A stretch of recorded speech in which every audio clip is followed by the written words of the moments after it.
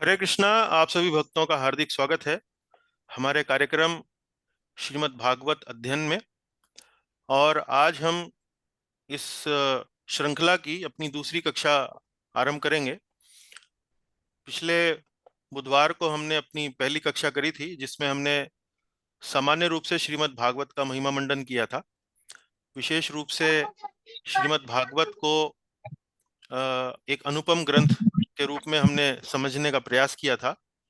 और श्रीमद् भागवतम एक अनुपम ग्रंथ है, उसके हमने जो चार कारण आपको बताए थे पिछली कक्षा में, वो वास्तव में आध्यात्मिक या भक्ति से संबंधित नहीं थे, बल्कि एक सामान्य दृष्टिकोण रखने वाले व्यक्ति को भी समझ में आ जाए, इस प्रकार के हमने कारण आपको बताए थे। तो उन पर पुनः एक बार हम बहुत जल्दी से विचार करेंगे, जब हम अपनी पिछली कक्षा का एक बार पुनरावलोकन करेंगे। पर आरंभ में आज हम ये बताना चाहेंगे कि आज की कक्षा में हम श्रीमद् भागवत के पहले अध्याय के पहले 3 श्लोकों पर थोड़ी सी चर्चा करेंगे। ये जो पहले 3 श्लोक हैं, ये वास्तव में श्रीमद् भागवत का मंगलाचरण है और श्रीमद् भागवत की भूमिका है। तो भूमिका में विशेष रूप से जो लेखक हैं वो ये बताने का प्रयास करते हैं कि श्रीमद् भागवत के विषय में कौन कौन सी बातें जो हैं इनके अंदर बताई गई हैं। तो आप देखेंगे कि दूसरे श्लोक में ये बात को व्यासदेव जी बताएंगे हमें। और फिर तीसरे श्लोक में व्यासदेव जी जो हैं वो श्रीमद् भागवत की मधुरता का वर्णन करेंगे और सभी पाठकों को भागवत के श्रवण के लिए, भागवत के पठन के लिए एक एक प्रकार से आमंत्रण देंगे, निमंत्रण देंगे। और सबसे पहला जो श्लोक है वो वास्तव में एक प्रकार से, वास्तव में तो मंगलाचरण के तीनों ही श्लोक हैं, लेकिन पहला श्लोक वास्तव में मंगलाचरण का श्लोक है, जिसमें व्यासदेव जो है वो भगवान श्री कृष्ण को अपना नमस्कार, अपना प्रणाम जो है वो व्यक्त करते हैं। तो पुस्तक का आरंभ होगा आज, और पहले 3 श्लोकों को बड़ा महत्वपूर्ण माना गया है। इनमें वास्तव में श्रीमद् भागवत का जो मूल विषय है उसके बारे में आपको बहुत अ, संक्षेप में बहुत महत्वपूर्ण जानकारी आज आपको मिलेगी।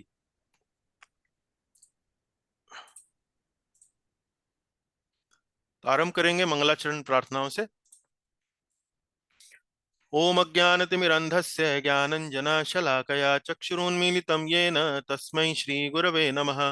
श्रीचैतन्यमनोभीष्टं स्थापितं येन भूतले स्वयं रूपः कदा मह्यं ददाति स्वपदान्तिकं। वन्देऽहं श्रीगुरोः श्रीयुतपदकमलं श्रीगुरून् वैष्णवांश्च श्रीरूपं साग्रजातं सहगणरघुनाथान्वितं तं सजीवं साद्वैतं सावधूतं परिजनसहितं कृष्णचैतन्यदेवं श्रीराधा कृष्णपादान् सहगणललिता श्रीविशाखान्वितांश्च। हे कृष्ण करुणा सिंधो दीनबंधो जगत्पते गोपेश गोपिका कांत राधा कांता नमोस्तुते। तप्त कांचन गौरांगी राधे वृंदावनेश्वरी वृषभानुसुते देवी प्रणमामि हरिप्रिये। वाञ्छाकल्पतरुभ्यश्च कृपा सिन्धुभ्य एव च पतितानां पावनेभ्यो वैष्णवेभ्यो नमो नमः। जय श्री कृष्ण चैतन्य प्रभु नित्यानंद श्री अद्वैत गदाधर श्रीवासादि गौर भक्त वृंद। हरे कृष्ण कृष्ण कृष्ण हरे हरे, हरे राम राम राम हरे हरे। ओम नमो भगवते वासुदेवाय। ओम नमो भगवते वासुदेवाय। ओम नमो भगवते वासुदेवाय। नारायणं नमस्कृत्य नरं चैव नरोत्तमं देवीं सरस्वतीं व्यासं ततो जयमुदीरयेत्। नष्टप्रायेष्वभद्रेषु नित्यं भागवत सेवया भगवत्योत्तमश्लोके भक्तिर्भवति नैष्ठिकी। कृष्णाय वासुदेवाय देवकी नंदनाय च नंदगोपकुमाराय गोविंदाय नमो नमः। तो अब कक्षा के अगले भाग में हमने जो पिछली कक्षा में चर्चा करी थी उसका संक्षेप में बड़ी जल्दी से एक अवलोकन करेंगे, ताकि एक निरंतरता बनी रहे। और ये जो हमारी प्रथा है ये लगभग हर कक्षा में हम लोग करते हैं। अगली कक्षा आरंभ करने से पहले एक बार पिछली कक्षा पर थोड़ा सा पुनरावलोकन, यानी कि एक बार उसको रिवाइज कर लेते हैं। तो पिछली कक्षा में जैसे मैंने आपको आरंभ में बताया कि हमने श्रीमद् भागवत का महिमा मंडन किया, उसका गुणगान किया। हाँ, और उस गुणगान को करने के लिए हमने किसी आध्यात्मिक कारण का सहारा नहीं लिया, बल्कि हमने श्रीमद् भागवत का महिमा मंडन कुछ 4 ऐसे गैर भक्तिमय कारणों के साथ किया, जिसको एक सामान्य व्यक्ति जो आध्यात्मिकता के ओर आकर्षित नहीं भी होता है, एक सामान्य दृष्टिकोण से भी यदि पुस्तक को पढ़ने का, जानने का प्रयास करता है, तो वह भी इन कारणों को जानकर उसकी उत्सुकता भी बढ़ सकती है। तो इस प्रकार के हमने 4 कारण आपको बताए। तो पिछली कक्षा के आरंभ में सबसे पहले हमने आरंभ किया कि कैसे श्रीमद् भागवत पुराण का भारतीय संस्कृति पर एक बड़ा ही गहरा प्रभाव है। और ये हमने 4 मुख्य बातों पर चर्चा करके हमने ये जानने का प्रयास किया। वो 4 बातें कौन सी थी? जैसे साहित्य पर श्रीमद् भागवत का प्रभाव, फिर नृत्य पर भागवत का प्रभाव, संगीत पर भागवत का प्रभाव, वास्तुकला, यानी कि जो वास्तुशिल्प हैं, जो मंदिरों का निर्माण है, भवनों का निर्माण है, उन पर भी श्रीमद् भागवत का किस प्रकार से प्रभाव जो है वो पड़ा है। तो सबसे पहले हमने देखा कि कैसे साहित्य पर श्रीमद् भागवत ने अपना प्रभाव छोड़ा है।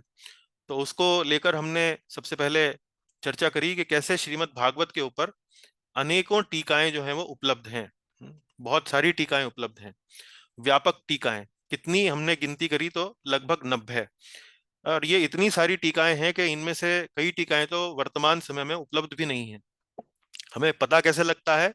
जब हमें कुछ टीकाएं जब हम पढ़ते हैं तो उनमें इन टीकाओं का संदर्भ जो है वो टीकाकार देते हैं, तो और पता लगता है कि भाई एक इस प्रकार की टीका भी कभी किसी समय में श्रीमद् भागवत की रही होगी।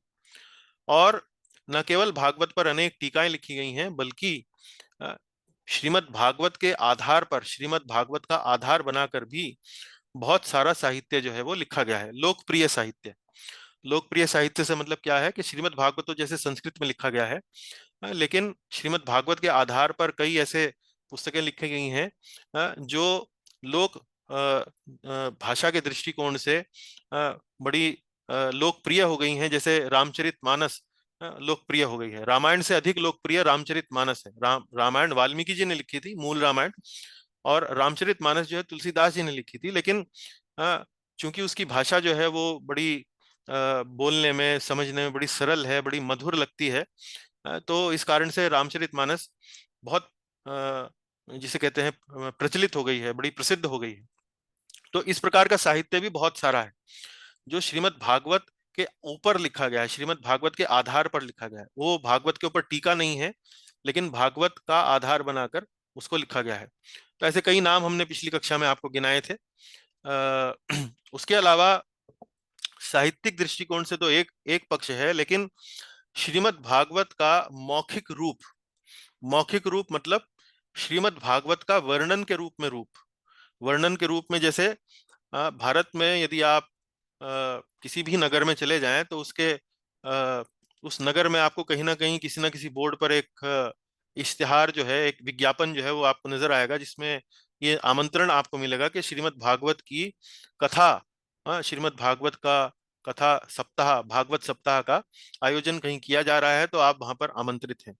तो ये भागवत का मौखिक रूप है, और ये इतना भारत की संस्कृति पर इसका प्रभाव है कि ये इसके ऊपर एक पुस्तक तक लिखी गई है, 7 डेज ऑफ नेक्टर, जिसमें सिर्फ इस पुस्तक में सिर्फ इसी बात की चर्चा की गई है कि कैसे ये जो मौखिक रूप है भागवत का इतना प्रचलित है। उसके अलावा श्रीमद् भागवत ने नृत्य, संगीत और रंगमंच, ये जितने भी कलाएं हैं अलग अलग प्रकार की, संगीत है, नृत्य है, रंगमंच है, उस पर भी अपनी अमिट छाप छोड़ी है। जैसे प्रसिद्ध प्रकार के जो नृत्य हैं, जैसे कुचिपुड़ी, मणिपुरी, कथक, उनमें भी यदि आप ध्यान से देखें तो उनमें भी भगवान श्री कृष्ण की लीलाएं, भगवान श्री कृष्ण की कथाएं जो श्रीमद् भागवत में हमें वर्णन मिलता है, उन पर ही ये जो नृत्य हैं, रंगमंच हैं, ये कलाएं हैं, ये उन पर आधारित हैं। और इसके बाद फिर हमने चर्चा करी कि कैसे वास्तुकला, अंग्रेजी में बोलते हैं आर्किटेक्चर, तो भवन निर्माण की जो कला होती है उसको क्या कहते हैं, वास्तुकला कहते हैं। तो भवन निर्माण में भी यदि आप देखें तो ऐसे कई भवन हैं जिनमें श्रीमद् भागवत की कथाओं का चित्रण जो है वो किया गया है। उसके उदाहरण हमने आपको बताए थे कि कैसे कंबोडिया में गंकोर वाट नाम का एक बड़ा 1500-1600 पुराना विष्णु मंदिर है, जिसकी दीवारों पर श्रीमद् भागवत की कथाओं का चित्रण किया गया है। उसके अलावा भी एक पुस्तक की चर्चा हमने करी, द बॉडी ऑफ गॉड। इसमें एक दक्षिण भारत के एक मंदिर का, प्रसिद्ध मंदिर का विवरण दिया गया है, कैसे इस मंदिर के अलग अलग स्तर, जिसको आप लेवल बोलते हैं, पहली मंजिल, दूसरी मंजिल, तीसरी मंजिल, तो अलग अलग जो स्तर हैं उसके जो अलग अलग मंजिलें हैं, वो वास्तव में भागवत के अलग अलग स्कंधों के ऊपर आधारित हैं। भागवत, उसके मंदिर के जो अलग अलग कक्ष हैं, जो कमरे हैं, उनमें भी भागवत के अलग अलग स्कंधों की जो कथाएं हैं उनका चित्रण आपको देखने को मिलता है। तो जो लेखक हैं इन्होंने ये बड़ा शोध करके, रिसर्च करके इस पुस्तक को लिखा है, द बॉडी ऑफ गॉड। तो आप इस तरह से देख सकते हैं कि भागवत का भारतीय संस्कृति पर बहुत ही गहरा प्रभाव है, और इसकी तुलना अगर कोई और अन्य पुस्तक कर सकती है तो केवल और केवल रामायण ही कर सकती है। रामायण ने भी इतना ही गहरा प्रभाव भारतीय संस्कृति पर छोड़ा है। उसके बाद फिर हमने अपने मूल विषय पर हमने चर्चा करी कि कैसे श्रीमद् भागवत एक अनुपम, एक अद्वितीय पुस्तक है, और उसके हमने 4 कारण हमने देखे, और ये चारों कारण जो थे वो भक्ति से संबंधित नहीं थे।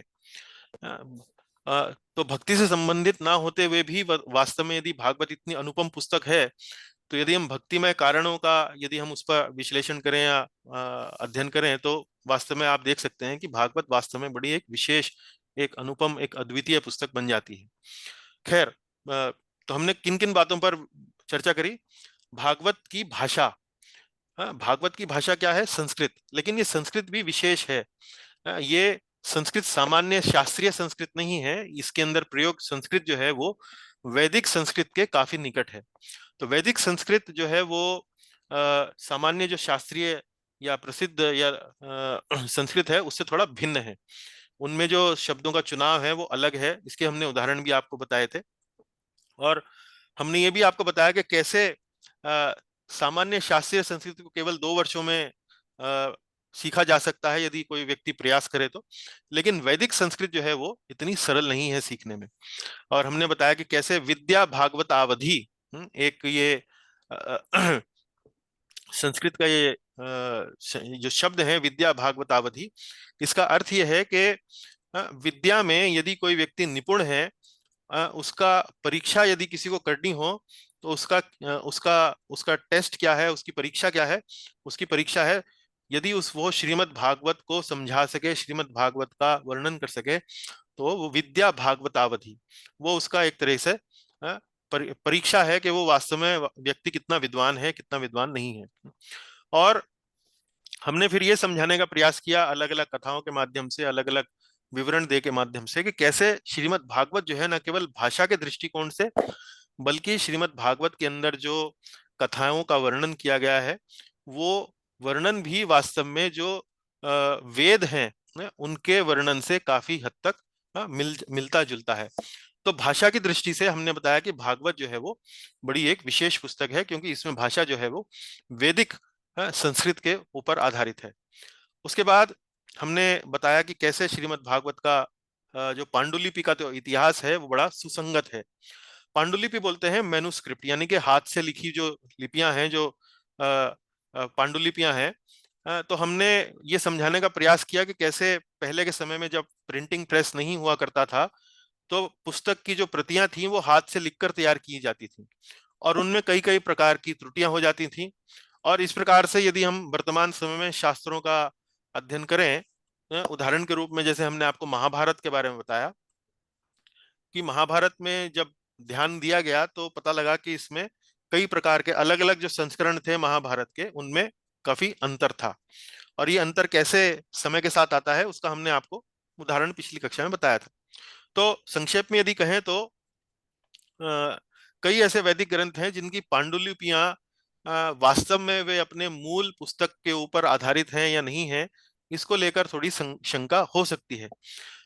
इसी कारण से हमने बताया कि महाभारत का भी पिछले कुछ वर्षों पहले भंडारकर रिसर्च इंस्टीट्यूट पुणे में एक शोध कार्य हुआ था, जिसमें इसका एक आलोचनात्मक संस्करण यानी कि क्रिटिकल एडिशन तैयार किया गया। अलग अलग संस्करणों को मिलाकर साथ में रखकर उसकी एक ऐसी पुस्तक तैयार की गई जो ऐसा मानना मानना है कि वो मूल मूल जो पुस्तक रही होगी महाभारत, उसके काफी निकट होगी। लेकिन यदि इसी प्रकार का विश्लेषण, इसी प्रकार की तहकीकात यदि श्रीमद् भागवत को लेकर की जाए, तो हमें पता लगता है कि श्रीमद् भागवत की जो पांडुलिपि है वो काफी स्थिर है। उसमें त्रुटियां जो हैं वो बहुत कम हैं, और यदि कहीं त्रुटियां पाई भी जाती हैं तो उनमें जो अर्थ निकलता है वो बदलता नहीं है। और यदि कहीं अर्थ कहीं बदला भी गया है या बदल बदल भी हो गई है, तो अ, हमारे जो आचार्य हैं उन्होंने उस पाठांतर को भी, उस जो शब्दों का जो अंतर आ गया है उसका भी व्याख्या जो है वो की गई है। तो ऐसा क्यों है? क्योंकि श्रीमद् भागवत जो है वो आरंभ से ही बड़ी प्रसिद्ध और बड़ी महत्वपूर्ण ग्रंथ इसको माना गया, और इस पर अनेक अनेक टीकाएं लिखी गई। और जब टीकाएं जो लिखी जाती हैं और लोग बाग इसको बड़ा गंभीरता से लेते हैं, पढ़ते हैं, स्मरण करते हैं, पढ़ी जाती है, पढ़ाई जाती है, तो वो जो पुस्तक है वो वास्तव में बहुत सुंदर रूप से उसकी एक तरीके से वो स्थापित हो जाती है। उसमें उसका खो जाने का या उसका विलुप्त हो जाने का जो संभावना है वो बिल्कुल ना के बराबर हो जाती है। तो सुसंगत पांडुलिपि इतिहास, उसके बाद हमने बताया कि श्रीमद् भागवत एक काव्य ग्रंथ है, ये एक कविता है, कविता के रूप में लिखी गई है। और काव्य में भी इसकी जो गुणवत्ता है वो बड़ी उत्कृष्ट श्रेणी की है। इसमें जो संस्कृत के जो छंदों का प्रयोग हुआ है, बहुत सारे अनेक अनेक छंदों का प्रयोग हुआ है। और जब कवि अपनी भावना को कविता के रूप में अभिव्यक्त करते हैं और जिस प्रकार के वो काव्यात्मक छंदों का उपयोग करते हैं, अच्छे अच्छे उत्कृष्ट कोटि के छंद, जैसे श्रीमद भगवान श्री कृष्ण का एक नाम है उत्तम श्लोक। उत्तम श्लोक का मतलब होता है कि वो व्यक्ति या वो चरित्र जिसकी व्याख्या जो है वो चुन चुन कर कविता के, चुनी हुई कविता के माध्यम से की जाए। उत्तम, उत्तम मतलब सर्वश्रेष्ठ। तो चुनी हुई कविता या चुनी हुई काव्य साहित्य के माध्यम से जिनके चरित्र का वर्णन किया गया है, ऐसे व्यक्ति को कहा जाता है उत्तम श्लोक। तो श्रीमद् भागवत वास्तव में भगवान श्री कृष्ण के चरित्र की ही व्याख्या है। तो काव्य की गुणवत्ता के बारे में हमने आपको बताया कि कैसे श्रीमद् भागवत में चुन चुनकर संस्कृत के छंदों का प्रयोग किया गया। उसके अतिरिक्त श्रीमद् भागवत जो है वो वास्तव में हमें जो संदेश देती है वो एक गुरु, मित्र और प्रेमिका की भांति शिक्षा देती है। तो जो काव्य है वो वास्तव में एक प्रेमिका की तरह हमें शिक्षा देता है। तो हमने आपको इसका अर्थ भी बताया। प्रेमिका का तरह शिक्षा देने का अर्थ यह है कि कैसे वो संदेश जो है वो हमारे हृदय के अंदर उतर जाता है, वो हमें पता भी नहीं लगता है। तो जैसे गुरु हमें शिक्षा देते हैं, तो गुरु की शिक्षा जो है बड़ी भारी और बड़ी भारी भरकम एक प्रकार का आदेश होता है। मित्र जब हमें शिक्षा देता है तो वो एक प्रकार से एक सलाह होती है, एक एक प्रकार का अपने अपने अनुभव से वो मित्र कोई कथा हमें सुनाता है, उससे हमें वो समझाने का प्रयास करता है। लेकिन कविता जब हमें शिक्षा देती है तो वो ये पता ही नहीं लगता है कि कब हम कविता के जो उस सुंदरता में, उसकी रचना में इतना खो गए हैं, उतना डूब गए हैं, हमें ऐसा लगता है कि वास्तव में ये तो हम पहले से जानते थे। हमें लगता ही नहीं है कि हमें किसी ने कुछ सिखाया है। तो इस प्रकार से काव्य की गुणवत्ता बड़ी उत्कृष्ट है। इसमें कई छंद ऐसे हैं, कई कविताएं, कई श्लोक इस प्रकार के हैं जिनमें एक श्लोक का कई कई अर्थ जो है वो निकाले जा सकते हैं। जैसे कि श्रीमद् भागवत का जो पहले अध्याय का पहला ही श्लोक है, उसमें विश्वनाथ चक्रवर्ती ठाकुर ने उसी श्लोक के 5 अर्थ दिए हैं। हालांकि हम वो पांचों अर्थों को बहुत ही संक्षेप में उसका थोड़ा सा बताएंगे, लेकिन बहुत गहराई में नहीं जाएंगे। लेकिन 5 श्लोकों के, एक ही श्लोक के 5 अर्थ जो हैं वो दिए गए हैं, और लगातार छंदों में इसकी कविता में बदलाव आता रहा है। ये भी इसकी काव्य की गुणवत्ता को बताता है, क्योंकि अलग अलग छंदों का जब प्रयोग करते हैं, तो जैसे कोई व्यक्ति अपने घर को सजाता है तो अलग अलग दृष्टिकोण से सजाता है, इसी तरह से कवि जब अपनी रचना को सजाता है तो अलग अलग संस्कृत के छंदों से उसको सजाने का प्रयास करता है। तो श्री वेद व्यास जी ने अपनी काव्य की पूरी क्षमता जो है वो श्रीमद् भागवत में उसको यहाँ पर निचोड़ के प्रस्तुत किया है। उसके बाद हमने श्रीमद् भागवत की संरचना, संरचना मतलब कि पुस्तक को किस प्रकार से लिखा गया है। तो बहुत सारे जो वैदिक शास्त्र हैं उनमें जो लेखक ने जो लिखे जो जो उनको लिखा गया है, उनमें वास्तव में कोई बहुत व्यवस्थित आपको संरचना देखने को नहीं मिलती है। जैसे दो मित्र आपस में बात कर रहे हैं, तो बात से कोई बात निकलेगी तो फिर वो चर्चा शुरू हो जाएगी, फिर कोई बात निकलेगी तो फिर वो कोई चर्चा शुरू हो जाएगी। इस तरह से जो अनेक वैदिक ग्रंथ हैं इस प्रकार से चलते हैं। लेकिन श्रीमद् भागवत में आप देखेंगे कि एक प्रश्न, कुछ प्रश्न पूछे जाएंगे, फिर उन प्रश्नों का उत्तर जो है वो दिया जाएगा। जब वो उत्तर समाप्त हो जाएगा, पूर्ण रूप से दे दिया जाएगा, उसके बाद फिर अगले कुछ प्रश्न पूछे जाएंगे और फिर उनका उत्तर दिया जाएगा। इस प्रकार से प्रश्न और उत्तरों का एक पैकेज, एक बंडल, एक पुलिंदा जो है वो उसके रूप में इसकी संरचना है।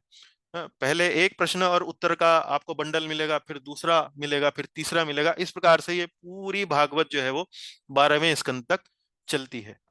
तो एक व्यवस्थित अध्ययन के लिए, एक क्रमानुसार अध्ययन के लिए, एक सिस्टमैटिक स्टडी के लिए भागवत जो है बड़ी एक अच्छी पुस्तक है, जिसको आप सिलसिलेवार क्रम अनुसार बड़े ध्यान से, बड़े अच्छे से समझ सकते हैं, जान सकते हैं। तो ये पिछली कक्षा का छोटा सा पुनरावलोकन था। अब हम चलते हैं आज की इस कक्षा में, जिसमें हम श्रीमद् भागवत के प्रथम 3 जो पद हैं, जो श्लोक हैं, उन पर चर्चा करेंगे। और मुख्य रूप से इन श्लोकों को आप समझ हैं तो ये मंगलाचरण है। मंगलाचरण क्यों करते हैं लेखक? इस कारण से करते हैं कि ताकि वैदिक संस्कृति में ये एक संस्कार है, ये एक तरह से लेखकों की एक प्रकार से पुस्तक आरंभ करने की एक आदत है कि मंगलाचरण अर्थात वो भगवान से नमस्कार करेंगे या भगवान से आशीर्वाद का आह्वान करेंगे, या अपनी पुस्तक का एक प्रकार से विषय जो है वो बताने का प्रयास करेंगे। तो इस प्रकार से मंगलाचरण भी 3 प्रकार के होते हैं: नमस्क्रियात्मक, आशीर्वादात्मक और वस्तु निर्देशात्मक।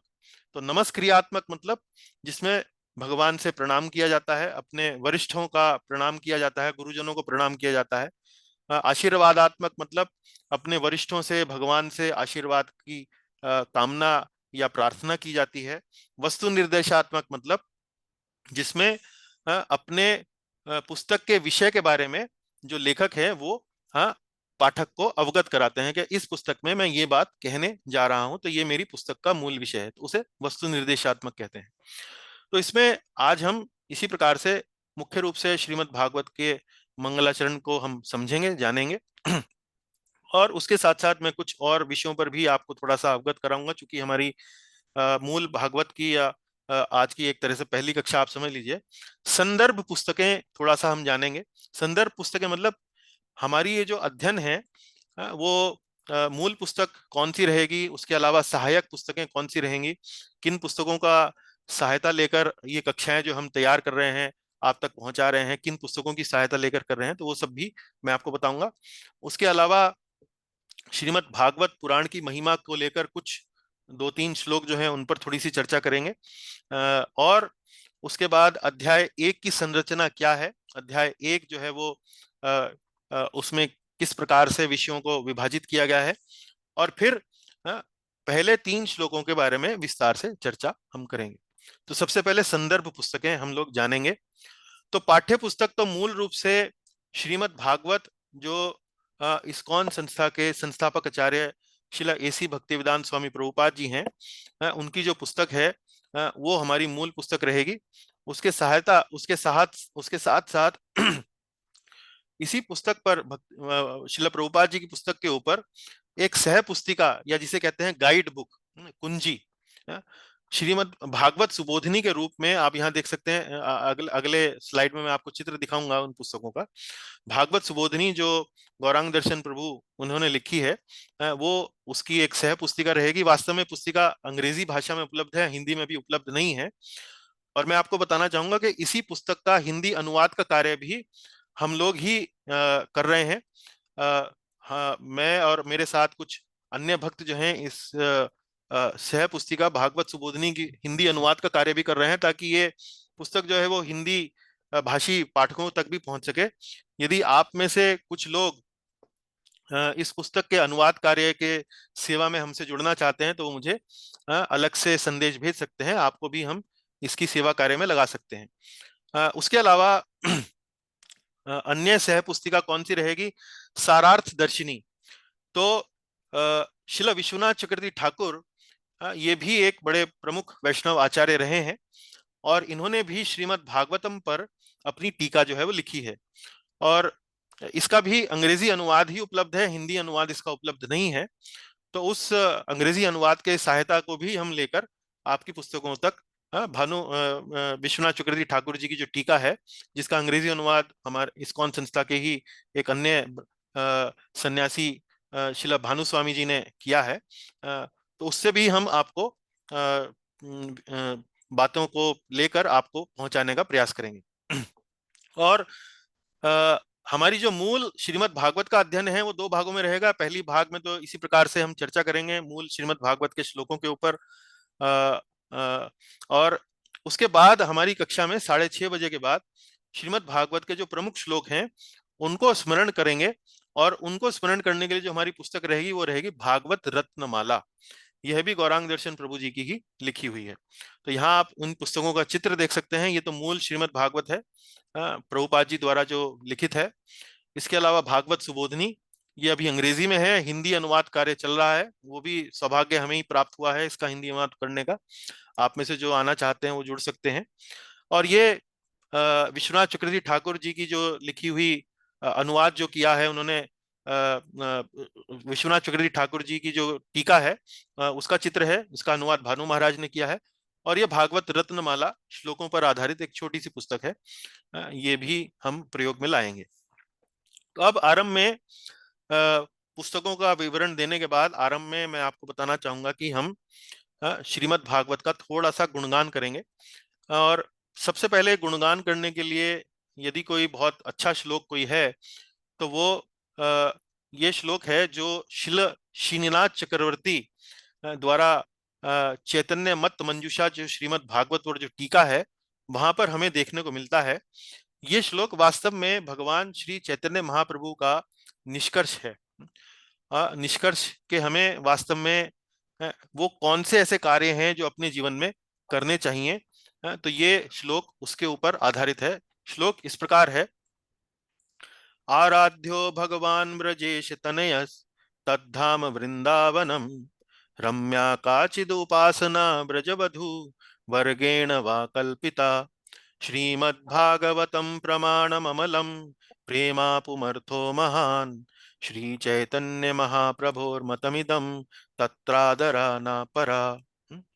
अब इस श्लोक में श्री चैतन्य महाप्रभु जी ने हमें क्या क्या मुख्य बात बताई हैं। आराध्यो भगवान तनयस। आराध्यो भगवान तनयस मतलब वास्तव में आराधना के लिए, पूजा इत्यादि के लिए कौन है? वो है भगवान ब्रजेश तनयस। ब्रजेश तनयस मतलब वृंदावन के भगवान, वृंदावन के भगवान श्री कृष्ण। तो भगवान श्री कृष्ण के भी अनेक अनेक एक प्रकार से रस हैं, उनमें वृंदावन या वृंदावन में जो भगवान श्री कृष्ण की लीला है उनमें एक विशेष रस है। तो यहाँ भगवान चैतन्य महाप्रभु किनकी आराधना करने के लिए हमें आमंत्रित कर रहे हैं? वृंदावन के भगवान श्री कृष्ण जो नंद महाराज के पुत्र हैं।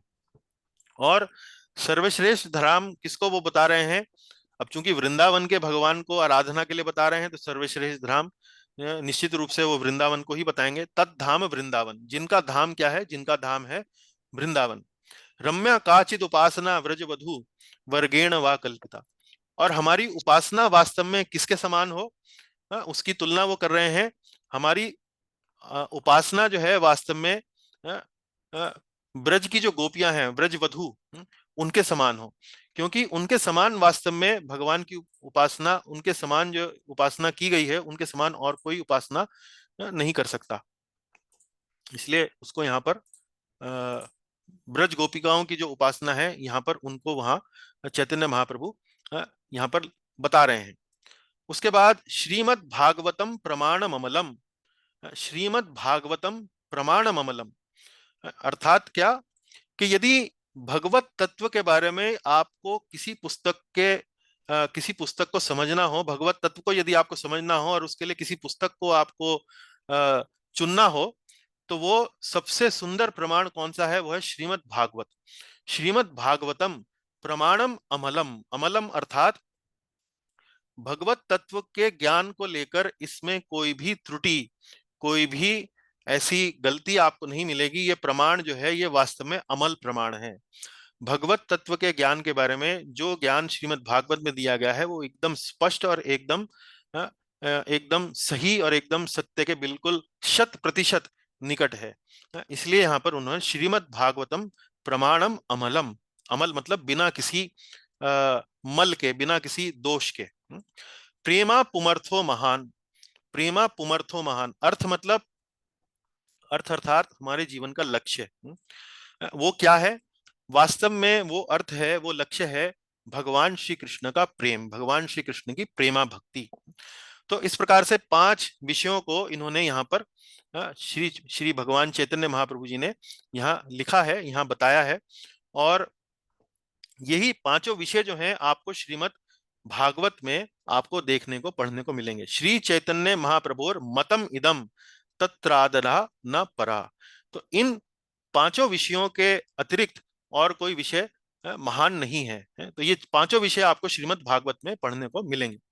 और ये कौन से विषय हैं? जैसे मैंने आपको बताया, आराधना भगवान श्री कृष्ण की, धाम सर्वश्रेष्ठ कौन सा? वृंदावन। उपासना ब्रज गोपियों के द्वारा। और प्रमाण, सर्वश्रेष्ठ प्रमाण कौन सा है? श्रीमद् भागवत। और हमारे जीवन का वास्तविक लक्ष्य क्या है? वह है भगवत प्रेम, भगवान श्री कृष्ण की प्रीति, भगवान श्री कृष्ण का प्रेम। तो यदि आप देखना चाहें तो भागवत सुबोधिनी जो मैंने आपको बताया कुंजी है, उस पुस्तक की जो पृष्ठ संख्या 199 और 200 है, उस पर इस श्लोक के ऊपर थोड़ा विस्तार दिया गया है। यदि आप पढ़ना चाहें तो वहां जाकर उसको विस्तार से पढ़ सकते हैं। इसके अलावा भागवत का महिमा मंडन करने के लिए हम एक और वैष्णव आचार्य के कथन का सहारा लेंगे। और ये वैष्णव आचार्य और कोई नहीं, गौड़ीय, प्रसिद्ध गौड़ीय वैष्णव आचार्य श्रील रूप गोस्वामी जी हैं। तो रूप गोस्वामी जी ने अपने प्रसिद्ध ग्रंथ श्री भक्ति रसामृत सिंधु में, जिसका अध्ययन हमने कुछ समय पहले पूरा किया है, उसमें भक्ति के 5 सर्वाधिक शक्तिशाली अंग बताए हैं। और वो शक्तिशाली अंग कौन से हैं? श्री मूर्तिर श्रद्धया सेवन, भगवान के विग्रहों की सेवा करना। साधु संग अर्थात वैष्णवों का, साधुओं का, भगवान श्री कृष्ण के भक्तों का संग करना। नाम कीर्तन, भगवान के पवित्र नामों का जप कीर्तन इत्यादि करना। धामवास, भगवान श्री कृष्ण से संबंधित जो तीर्थ स्थान है जैसे वृंदावन, मथुरा, जगन्नाथपुरी इत्यादि, वहां पर रहना या वहां पर यात्राएं करना। और श्रीमद् भागवत का श्रवण। तो ये 5 अंग जो हैं वो इतने शक्तिशाली हैं कि यदि व्यक्ति बिना किसी ध्यान के भी, बिना किसी जिसे कहते हैं अंग्रेजी में इनअटेंटिव, बिना बहुत ज्यादा ध्यान लगाए भी यदि इन अंगों का पालन करता है तो वो निश्चित रूप से भगवान या भगवत तत्व के प्रति आकर्षित होता है। तो ये इतने शक्तिशाली अंग हैं। और इनमें आप देखें कि इन सभी में, इन सभी अंगों का जो पालन है आपका, जब आप श्रीमद् भागवत का अध्ययन करते हैं तो आपको इन सभी 5 अंगों का अनुभव मात्र भागवत श्रवण से आपको प्राप्त हो सकता है। इसी कारण से श्रीमद् भागवत को ग्रंथराज कहा गया है, ग्रंथावतार कहा गया है, सभी शास्त्रों का मुकुट मणि कहा गया है, सभी शास्त्रों का सार कहा गया है। और यहां तक कि इसको वेदांत सूत्र की स्वाभाविक टीका कहा गया है। वेदांत सूत्र वास्तव में एक ऐसा विशेष ग्रंथ है जो श्रील वेद व्यास जी ने सभी वैदिक ग्रंथों की रचना करने के बाद वेदांत सूत्र की रचना करी। तो वेदांत का अर्थ होता है वेद अंत, वेद जमा अंत, अर्थात इसमें वेदों का निष्कर्ष जो है वो लिखा गया है। क्योंकि वेद, वैदिक वांग में जो है, वैदिक साहित्य जो है बड़ा ही व्यापक है, बड़ा ही विशाल भंडार है। लेकिन उस विशाल भंडार को पढ़ने का जीवन में हमारे पर्याप्त समय नहीं है। इसी कारण वेद व्यास जी ने वेदांत सूत्र नाम का ग्रंथ लिखा, जिसमें उन्होंने वेदों में जो बातें लिखी गई हैं उनको सूत्र के रूप में संक्षेप में उस ग्रंथ में उनको लिख लिख दिया है।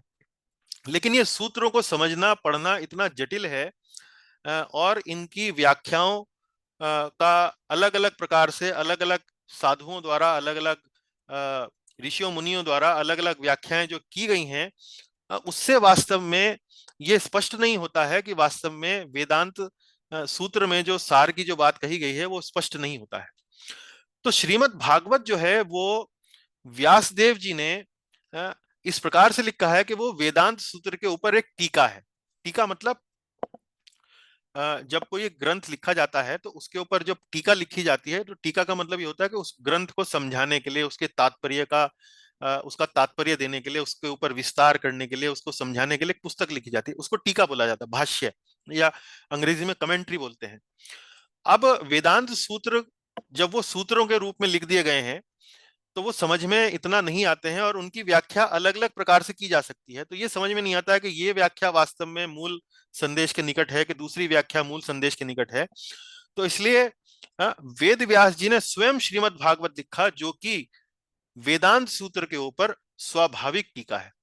तो वेदांत सूत्र किसने लिखे? व्यास जी ने लिखे। और श्रीमद् भागवत किसने लिखा? वो भी वेद व्यास जी ने लिखा।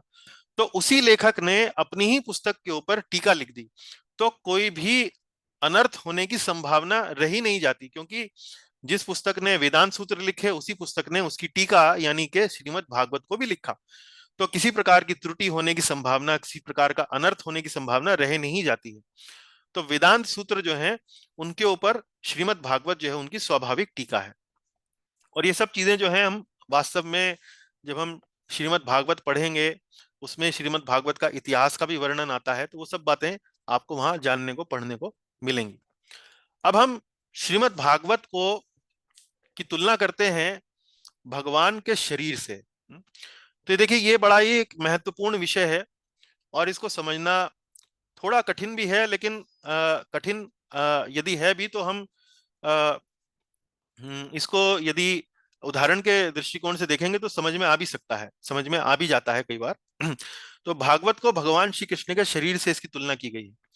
अब इसका अर्थ क्या है वो मैं आपको थोड़ी देर में समझाता हूँ, लेकिन पहले सरल भाषा से इसको समझने का प्रयास करेंगे। देखिए, एक ये श्लोक आता है पद्म पुराण में, और पद्म पुराण में श्लोक ये कहने का प्रयास कर रहा है कि श्रीमद् भागवत में, पुस्तक श्रीमद् भागवत में और भगवान श्री कृष्ण में कोई अंतर नहीं है। श्रीमद् भागवत में और भगवान श्री कृष्ण में कोई अंतर नहीं है। तो ये विषय वास्तव में आप इसको ऐसे समझ सकते हैं कि कई बार सामान्य लौकिक बोलचाल में हमें मान लीजिए किसी वस्तु को समझाना हो, या किसी वस्तु को जैसे मान लीजिए मैं उदाहरण के रूप देकर आपको समझाने का प्रयास करता हूं। जैसे एक वस्तु है आम, अब उस आम को बताने के लिए एक शब्द है आम, या अंग्रेजी में जिसे मैंगो बोलते हैं। तो जब हम मैंगो बोलते हैं या आम बोलते हैं तो आम शब्द जो है, आम जो ध्वनि है, ये जो शब्द है, ये आम जो वस्तु है उससे अलग है। अर्थात जब मैं आम बोलता हूं तो इसका अर्थ ये नहीं है कि आम बोलने मात्र से मैं आम का स्वाद चख सकता हूं। उसके लिए तो मुझे जो वस्तु आम है उसको खाना पड़ेगा, तभी मुझे उसका स्वाद आएगा। कहने का अर्थ यह है कि किसी भी वस्तु को इंगित करने के लिए एक शब्द जो है वो बनाया गया है, और भौतिक जगत में जो शब्द है और जो वस्तु है वो अलग हैं। लेकिन आध्यात्मिक जगत में ऐसा नहीं है। आध्यात्मिक जगत में जब हम कृष्ण शब्द बोलते हैं और श्री कृष्ण का जब हम चित्र देखते हैं या उनकी मूर्ति देखते हैं या उनका रूप देखते हैं, तो श्री कृष्ण जो ये शब्द है और श्री कृष्ण का जो ये रूप है उसमें कोई अंतर नहीं है। तो वास्तव में श्रीमद् भागवत क्या है? श्रीमद् भागवत जो है वो शब्दों के रूप में भगवान श्री कृष्ण का शरीर है। तो कई बार हमारी इच्छा होती है जब हम मंदिर जाते हैं कि हमें भगवान का दर्शन करने को मिले, हमें भगवान के विग्रहों के सामने निकट से निकट जाने का अवसर मिले, संभावना हो या अवसर मिले तो हम भगवान श्री कृष्ण के चरण कमलों का स्पर्श भी कर लें, भगवान श्री कृष्ण के शरीर का स्पर्श भी कर लें।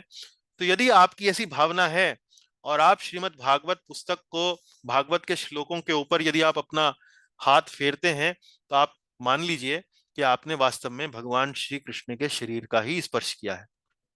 तो भगवान श्री कृष्ण का शरीर और श्रीमद् भागवत शब्दों में, साहित्य में, उनमें कोई अंतर नहीं है। तो ये एक जो तत्व है, इसको समझना चाहिए हमें। इसको आप वैसे भी समझ सकते हैं जैसे नाम और नामी। नाम और नामी अभिन्न होते हैं। भगवान श्री कृष्ण का नाम और भगवान श्री कृष्ण का रूप, स्वरूप, उनकी लीलाएं, उनमें कोई अंतर नहीं है। इसी तरह से इस बात को समझाने के लिए यहाँ पर पद्म पुराण में एक श्लोक है जिसमें यह बताया गया है कि वास्तव में भागवत के जो 12 स्कंद हैं वो भगवान के अलग अलग शरीरों के, अलग अलग शरीर के अलग अलग अंग हैं। कैसे?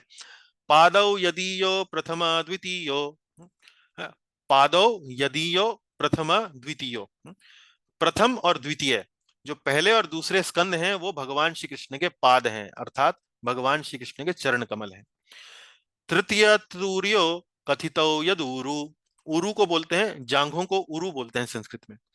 तो तृतीय और चतुर्थ जो है वो भगवान श्री कृष्ण की जांघें हैं। देखिए यहाँ चित्र में भी दिखाया गया है। जो पहले 2 स्कंद हैं भगवान श्री कृष्ण के पाद हैं, चरण कमल हैं। उसके बाद जो तीसरे चौथे हैं वो भगवान श्री कृष्ण की जंघाएं हैं। उसके अलावा नाभिस तथा पंचम एवं षष्ठो, भगवान श्री कृष्ण की नाभि जो है वो 5वां स्कंद है, 5वां स्कंद। और षष्ठो, षष्ठो अर्थात भुजांतरम, भुजांतरम मतलब 2 भुजाओं के बीच में जो क्षेत्र है, अर्थात भगवान श्री कृष्ण की छाती, या संस्कृत में बोलेंगे या हिंदी में बोलेंगे वक्ष स्थल। तो भगवान श्री कृष्ण का जो वक्ष है वो 6वां स्कंद है। और उसके बाद दोर युगलम, जो दोनों भुजाएं हैं वो तथान्यो, तथान्यो मतलब उसके बाद जो 7वां और 8वां जो स्कंद है भगवान श्री कृष्ण की भुजाएं हैं। इसी प्रकार से कंठस्तु राजन नवमो यदीयो, जो नवा स्कंद है वो भगवान श्री कृष्ण का कंठ है, गला है। और मुखारविंदम दशमः प्रफुल्लम, और जो दशम स्कंद है वो भगवान श्री कृष्ण का मुखारविंद है। तो भगवान श्री कृष्ण का मुखारविंद अर्थात भगवान कृष्ण का जो दर्शन है, वास्तविक उनका जो मुख का दर्शन है वो दशम स्कंद है। दशम स्कंद में क्या है? श्री कृष्ण लीलाएं जो हैं वो सारी की सारी जो है वो दशम स्कंद में ही आती हैं। एकादशो यस्य ललाटपट्टम, जो मस्तक है वो 11वां स्कंद है, भगवान का मस्तक 11वां स्कंद है। और शिरोपितु द्वादश एव भाति, जो द्वादश स्कंद है यानी कि 12वां स्कंद है वो भगवान श्री कृष्ण का सिर है। तो इस प्रकार से पूरा का पूरा जो श्रीमद् भागवत है वो श्रीमद् भगवान श्री कृष्ण के अलग अलग अंगों से उसकी तुलना की गई है। तो जैसे आप भगवान का दर्शन जब आप करने मंदिर में जाते हैं तो दर्शन कैसे करते हैं? सबसे पहले चरण कमल, उसके बाद जंघाएं, फिर धीरे धीरे नाभि कमल, नाभि क्षेत्र, वक्षस्थल, फिर धीरे धीरे कर कर आप उठते हैं और उनके मुखारविंद का दर्शन करते हैं। तब हमारा दर्शन जो है वो इस प्रकार से विधि बताई गई है भगवान का दर्शन करने के लिए। इसी प्रकार से भगवान श्रीमद् भागवत का भी यदि आपको अध्ययन करना है तो उसी प्रकार से पहले, दूसरे, तीसरे, चौथे, 5वें स्कंद से धीरे धीरे क्रम अनुसार जब आप उसका अध्ययन करते हैं तब जाकर कहीं आप जब दशम स्कंद में भगवान श्री कृष्ण की लीलाओं का वर्णन पढ़ते हैं तब आपको वास्तव में बड़े अच्छी तरह से उन लीलाओं का समझ में आपको आती हैं। चलिए, तो ये तो हुआ श्रीमद् भागवत के ऊपर कुछ उनका महिमा मंडन, पुस्तक का महिमा मंडन। अब हम आते हैं श्रीमद् भागवत के पहले स्कंद के पहले अध्याय के, जो संरचना है पहले अध्याय की वो किस प्रकार दी गई है वो यहाँ इस स्लाइड में आप देख सकती हैं।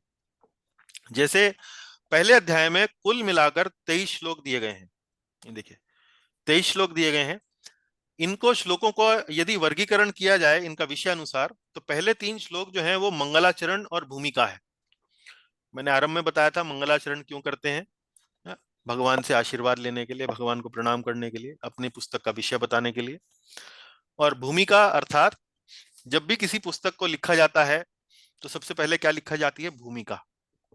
आपने भी अपने विद्यालयों में बचपन में निबंध लिखे होंगे। निबंध में भूमिका लिखते हैं, कई बार प्रस्तावना बोल देते हैं उसको, भूमिका, प्रस्तावना। उसमें क्या बताया जाता है कि भाई वास्तव में जो हम आगे अपने निबंध में बताने वाले हैं उनका जो सार रूप में जो सारांश है वो हम भूमिका में लिखने का प्रयास करते हैं। भाई ये पुस्तक में हमने ये बातें बताई हैं, इस तरह से बताई गई हैं। जो जो पढ़ने वाला है उसकी क्वालिफिकेशन ये होनी चाहिए, उसकी अ, अ, उसको ये सब जानना चाहिए, उसको ये आना चाहिए। इस तरह की बातें जो हैं वो आरंभ में लिखी जाती हैं। तो ये सब बातें आपको यहाँ मंगलाचरण और भूमिका में पढ़ने को मिलेंगी। उसके बाद मुनियों और सूत गोस्वामियों का गुणगान जो है वो किया गया है, मुनियों द्वारा सूत गोस्वामी का गुणगान।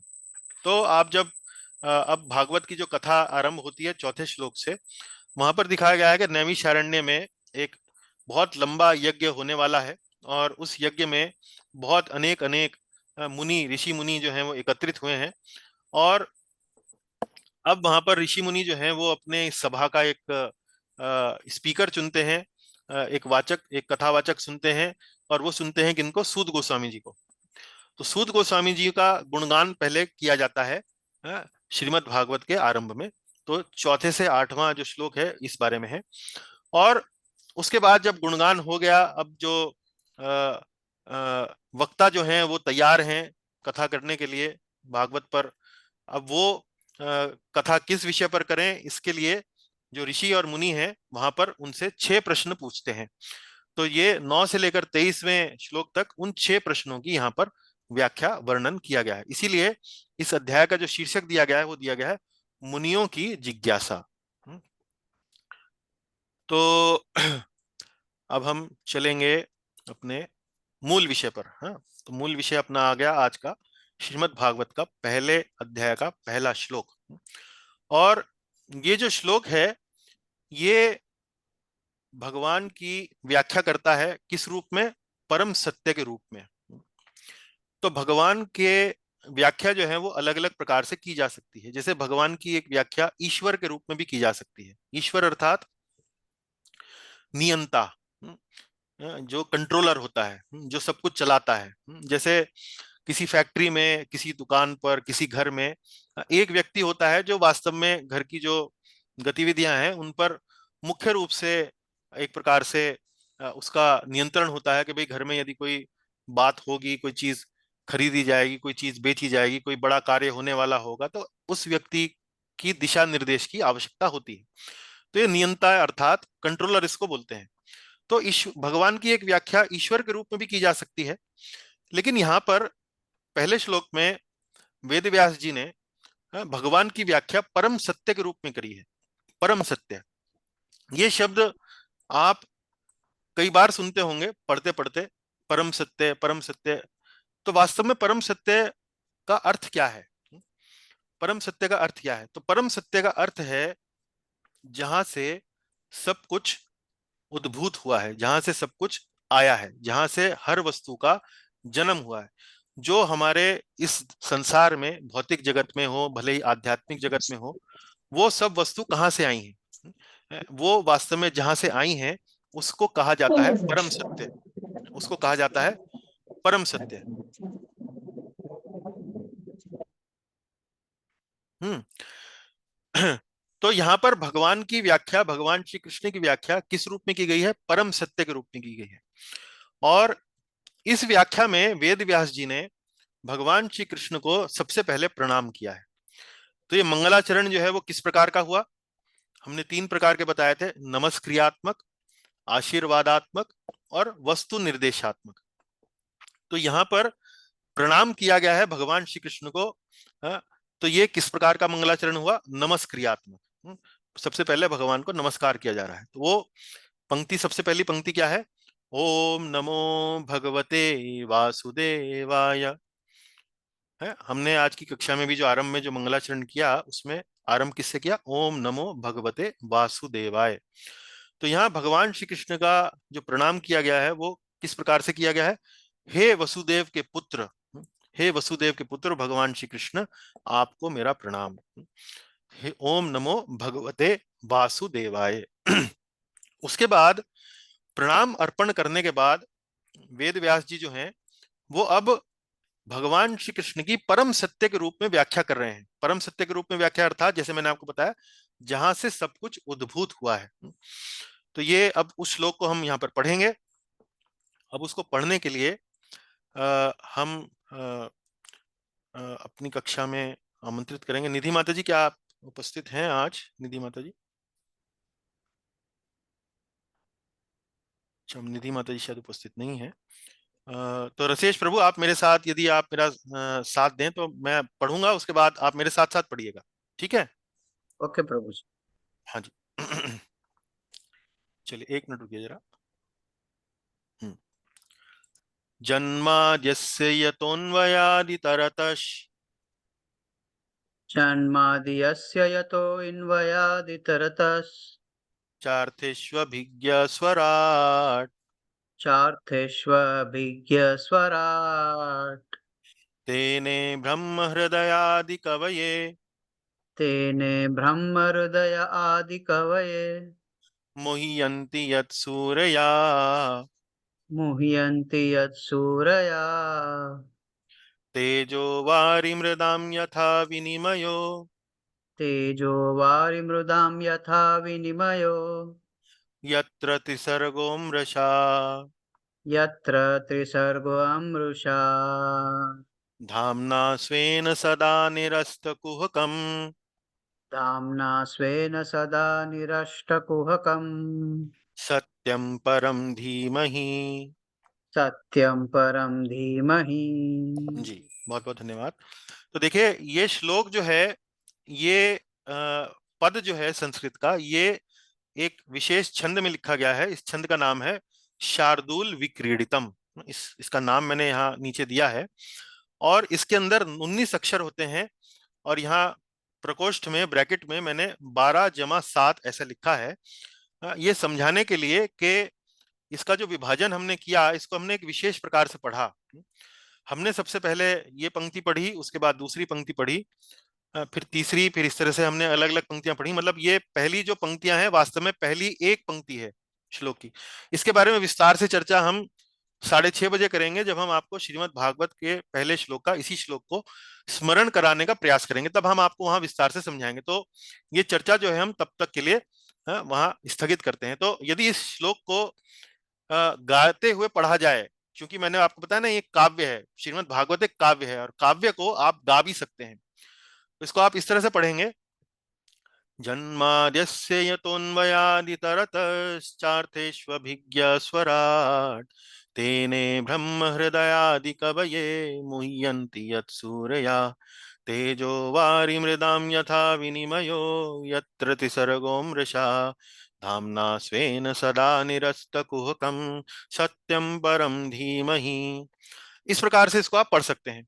लेकिन इस प्रकार से पढ़ने का आपको अभ्यास, और आपको ये पहचान होना कि भाई कौन सा श्लोक किस छंद में लिखा गया है, जब तक आपको वो थोड़ा अभ्यास नहीं होगा, थोड़ा आपको जानकारी नहीं होगी, तो आप जो है वो इस तरह से नहीं पढ़ पाएंगे। तो ये सब जानकारी जो है, हम अपनी अगली कक्षा में, जिसमें हम श्लोक स्मरण का बारीकी आपको बताएंगे, वहां पर आप इसको थोड़ा अभ्यास करके समझ सकते हैं। तो लेकिन जैसे मैंने आपको बताया, इस श्लोक में सबसे पहले भगवान श्री कृष्ण को नमस्कार किया गया है। किस रूप में? परम सत्य के रूप में। अब आप देखिए, यहां पर एक प्रकार से जो वेद व्यास जी हैं, ये भी अप्रत्यक्ष रूप से हमें बता रहे हैं कि वास्तव में इस पुस्तक का विषय क्या होने वाला है। इस पुस्तक का विषय वास्तव में भगवान श्री कृष्ण होने वाले हैं। उसको उन्होंने अप्रत्यक्ष रूप से बताया है। तो श्रीमद् भागवत में जो 12 स्कंद हैं, उनमें कुल 335 अध्याय हैं, लगभग 18,000 श्लोक हैं। और इन 335 अध्यायों में 90 अध्याय केवल और केवल 10वें स्कंद में आते हैं। 30 में से 90, तो 9 तिया 36, 9 चौका 36, लगभग लगभग आप ये समझिए 25% से ज्यादा जो अध्याय हैं वो 10वें स्कंद में आते हैं। 10वें स्कंद में वास्तव में केवल और केवल भगवान श्री कृष्ण की लीलाएं हैं, केवल भगवान की लीलाएं हैं। और उसके अलावा 11वें स्कंद में जो मुख्य रूप से उद्धव गीता है, उद्धव गीता जैसे हमारी सामान्य भगवत गीता है, जिसमें भगवान ने अर्जुन को उपदेश दिया है, 11वें स्कंद में भगवान ने उद्धव जी को, जो भी भगवान के बड़े निकट पार्षद थे, बड़े वरिष्ठ भक्त थे, उनका और भगवान श्री कृष्ण का संवाद है, जिसमें भी उन्होंने मूलतः वही लगभग वही बातें कही हैं जो उन्होंने भगवत गीता में बताई हैं। उस 11वें स्कंद में 31 अध्याय आते हैं। तो 90 और 31, 120, 120। तो आप ये समझ लीजिए कि 120 अध्याय तो ऐसे हैं जो सीधा प्रत्यक्ष भगवान श्री कृष्ण के ऊपर आधारित है, जिसमें भगवान श्री कृष्ण की या तो लीलाएं हैं या जो भगवान श्री कृष्ण ने जिनमें अपने वचन जो है वो कहे हैं। तो 335 में से 121, आप ही समझ लीजिए, एक तिहाई से भी अधिक जो श्रीमद् भागवत के जो अध्याय हैं वो प्रत्यक्ष भगवान की वाणी है या भगवान के बारे में है, भगवान की लीलाओं के बारे में है। लेकिन उसके अलावा जो अन्य जो स्कंद हैं, अन्य जो अध्याय हैं, उनमें भी भगवान श्री कृष्ण की चर्चा जो है वो यदा कदा आती रहती है, आती ही रहती है। अब जैसे यहाँ पहले ही श्लोक में ओम नमो भगवते वासुदेवाय, वासुदेवाय मतलब भगवान श्री कृष्ण को मेरा प्रणाम, यहीं पर आरंभ, चर्चा जो है आरंभ से ही शुरू हो गई। तो कहने का तात्पर्य यह है कि वास्तव में इस पुस्तक का जो विषय है वो भगवान श्री कृष्ण है, जो आपको पूरी पुस्तक में देखने को मिलती रहेगी। अब हम इस श्लोक का थोड़ा सा विस्तार से अध्ययन करेंगे। तो यहाँ जो मूल संस्कृत आपने पिछले स्लाइड में देखी, उसी मूल संस्कृत को हमने यहाँ पर अलग अलग छोटे छोटे हिस्सों में तोड़ दिया। तो आप यहाँ ध्यान दीजिए, ये अलग अलग रंगों से हमने यहाँ पर इसको बताया है। जन्माद्यस्य यतो, इसका अर्थ है। उसके बाद अन्वयाद इतारतस चार्थेष्व अभिज्ञ, इसका अलग अर्थ है। स्वराट, इसका अलग अर्थ है। तेने ब्रह्म हृदय आदि कवये, इसको हमने अलग से लिया है।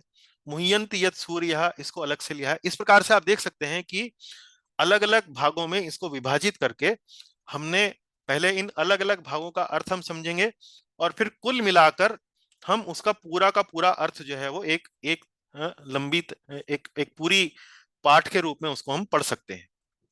तो इनको अलग अलग भागों में जो हमने विभाजित किया, वो देखिए वो वही चीज जो है यहाँ पर लिखी है, उसका अर्थ जो है वो सामने यहाँ पर लिखा गया है।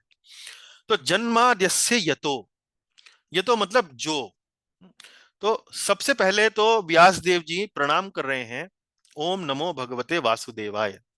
अब उसके बाद पूरा का पूरा जो श्लोक है, ये जिन वासुदेव को इन्होंने प्रणाम किया उनके अलग अलग जो विशेषताएं हैं, उन्होंने इस पहले श्लोक में यहां बताई गई। ओम नमो भगवते वासुदेवाय, मैं उन भगवान वासुदेव को प्रणाम करता हूं जो, अब उस जो में जो ये हैं, जो ये हैं, जो ये हैं, जो ये हैं, इस प्रकार से एक पूरी सूची जो है वो बनाते हैं। तो पहला पढ़िए, उसमें क्या है? जन्माद्यस्य यतो, जन्म आद्य, आद्य अर्थात आदि, आदि मतलब एटसेट्रा। जैसे हम बोलते हैं ना, हिंदी में हम एक सूची लिखते हैं, जन्म मृत्यु जरा व्याधि इत्यादि इत्यादि इत्यादि। इस प्रकार से जब हम सूची देते हैं तो एक शुरू के कुछ हम उसके अंदर शब्द लिखते हैं, और बाकी को समझना हो तो भाई वो उस लिस्ट में आगे जो बातें कही गई वो आप आदि में मिला लीजिए। तो जन्म आदि, तो जब संधि हो गई तो जन्माद्य, जन्माद्य जन्माद्यस्य यतो, जन्माद्यस्य, आप यहां देखें पिछली स्लाइड में जन्माद्यस्य, तो यहां संधि करने के बाद जन्म आदि और अस्य, आदि और अस्य की जब संधि कर दी तो जन्माद्यस्य हो गया। जन्माद्यस्य यतो यानी कि मैं उन भगवान वासुदेव को प्रणाम करता हूं जिनसे सब कुछ, जिनसे हर वस्तु का जन्म हुआ है।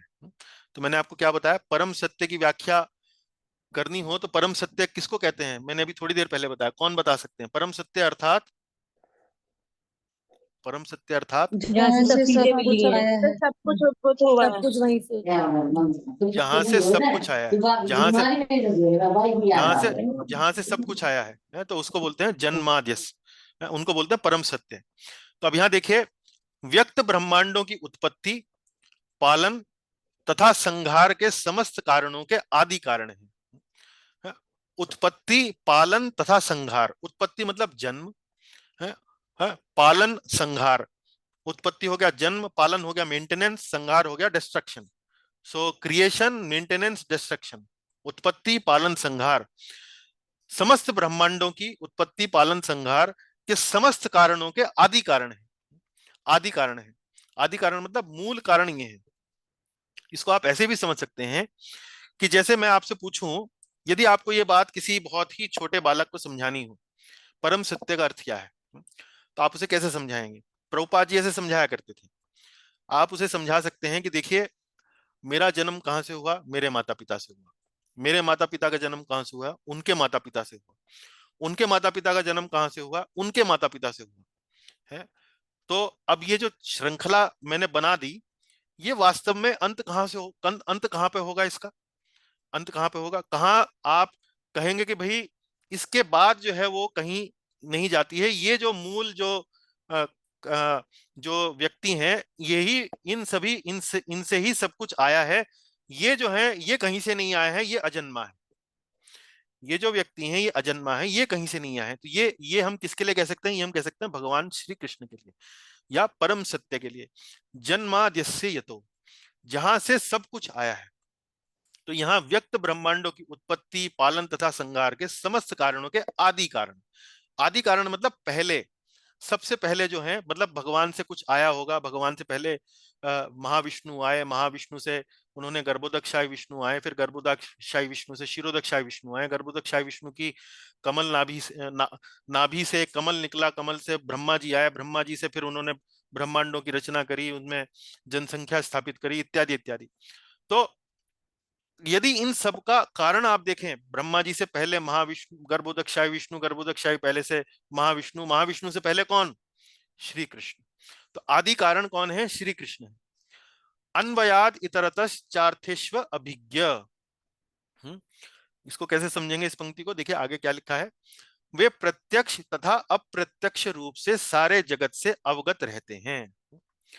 अभिज्ञ, अभिज्ञ मतलब अनभिज्ञ बोलते हैं। अनभिज्ञ मतलब मुझे नहीं मालूम है, अभिज्ञ मतलब सब कुछ मालूम है। अन्वयाद इतरतश चार्थेष्व अभिज्ञ, वे प्रत्यक्ष तथा अप्रत्यक्ष रूप से सारे जगत से अवगत रहते हैं। तो यानी कि भगवान जिन्होंने ये सब कुछ बनाया है, प्रभुपाद जी का यदि आप तात्पर्य पढ़ें, तो प्रभुपाद जी ने अपने तात्पर्य में एक चीफ आर्किटेक्ट का एक उदाहरण दिया है, उपमा दी है। चीफ आर्किटेक्ट का मतलब क्या? चीफ आर्किटेक्ट का मतलब यह है कि भाई जो व्यक्ति किसी बिल्डिंग को बनाता है, तो उसको ये सब मालूम रहता है कि इसमें कितनी ईंट, कितना पत्थर, कितना लोहा, कितनी मिट्टी, कितना सामग्री, कितनी सब कुछ कहाँ लगा है, कौन सा कमरा कैसे बनाया गया, सब कुछ मालूम रहता है। तो भगवान श्री कृष्ण जो है वो भी इस पूरी भौतिक जगत के, आध्यात्मिक जगत के चीफ आर्किटेक्ट हैं। उन्हें सब मालूम है कहाँ क्या है, उन्हें सब ज्ञान है, सब हर चीज से वो अवगत है। स्वराट, स्वराट अर्थात परम स्वतंत्र हैं। परम स्वतंत्र हैं। परम स्वतंत्र अर्थात भगवान जो है उनको किसी के भी आदेश की, किसी के भी नियंत्रण की कोई आवश्यकता नहीं है। ये वास्तव में परम सत्य की एक विशेषता है, वो स्वराट। क्योंकि सब कुछ वहीं से आता है, तो वे परम स्वतंत्र हैं। वो जैसे चाहते हैं, जैसे सृष्टि करना चाहते हैं, जैसे संहार करना चाहते हैं, वो कर सकते हैं। वो परम स्वतंत्र हैं, उनके ऊपर कोई नियंत्रण नहीं है। वो स्वयं भी अपने ऊपर एक तरह से अथॉरिटी है। परम स्वतंत्र है। तेने ब्रह्म हृदय या आदि कवये, तेने ब्रह्म हृदय या आदि कवये, उन्होंने सर्वप्रथम आदि जीव ब्रह्मा जी को हृदय में वैदिक ज्ञान प्रदान किया। तेने, तेने अर्थात किनके बारे में बात हो रही है? ओम नमो भगवते वासुदेवाय, भगवान के बारे में बात हो रही है, श्री कृष्ण के बारे में बात हो रही है। तेने मतलब उन्होंने ब्रह्म, ब्रह्म का अर्थ यहाँ पर वैदिक ज्ञान है। ब्रह्म अर्थात वैदिक ज्ञान। हृदय, हृदय अर्थात हृदय में, हृदय में किसको दिया यह ज्ञान? आदि कवये, आदि कवये मतलब प्रथम जीव, प्रथम ज्ञानी, आदि कवये, प्रथम जीव ब्रह्मा जी को ये ज्ञान जो है उन्होंने प्रदान किया। और भगवान जब ज्ञान प्रदान करते हैं तो कोई क्लासरूम ट्रेनिंग नहीं होता है। ऐसा नहीं है क्लासरूम में ब्लैक बोर्ड पे चौक स्लेट स्लेट पे लिखकर समझाते हैं, व्याख्यान देते हैं। वो तो भगवान जो है वो जैसे ट्रांसमिट कर देते हैं, हृदय के अंदर उनको ज्ञान प्रदान कर दिया। अपना ज्ञान था और देखा उन्होंने ब्रह्मा जी जो है वो एक सुयोग्य पात्र हैं इस ज्ञान को प्राप्त करने के लिए, तो उन्होंने हृदय के माध्यम से वो ज्ञान प्रदान उनको कर दिया। इसी प्रकार से भक्ति में भी जब हम अभ्यास करते हैं तो भगवान की कृपा जो है वो इसी प्रकार से भक्त के ऊपर होती है, जब भगवान भक्त को हृदय से अपना स्वरूप, अपना शुद्ध सत्व प्रदान करते हैं, तो वास्तव में वो भक्त जो है वो भगवान के ज्ञान से परिपूर्ण हो जाता है। इसी प्रकार से भगवान ने अपना ज्ञान ब्रह्मा जी को हृदय के माध्यम से प्रदान किया। मुह्यंति यत् सूर्यः। अब ये जो परम सत्य हैं, इनकी एक विशेषता और है कि बड़े बड़े मुनि और देवता भी उसी तरह मोह में पड़ जाते हैं, जिस प्रकार तेजो वारी मृदाम यथा, जिस प्रकार अग्नि में जल या जल में स्थल देख कोई माया द्वारा मोहग्रस्त हो जाता है। इसको कैसे समझेंगे? देखिए, यहाँ पर एक उदाहरण देकर समझाया गया है कि कैसे मुनि और देवतागण जो हैं वो भगवान को बारे में मोहग्रस्त रहते हैं। मोहग्रस्त अर्थात भगवान के बारे में वो जान नहीं पाते हैं।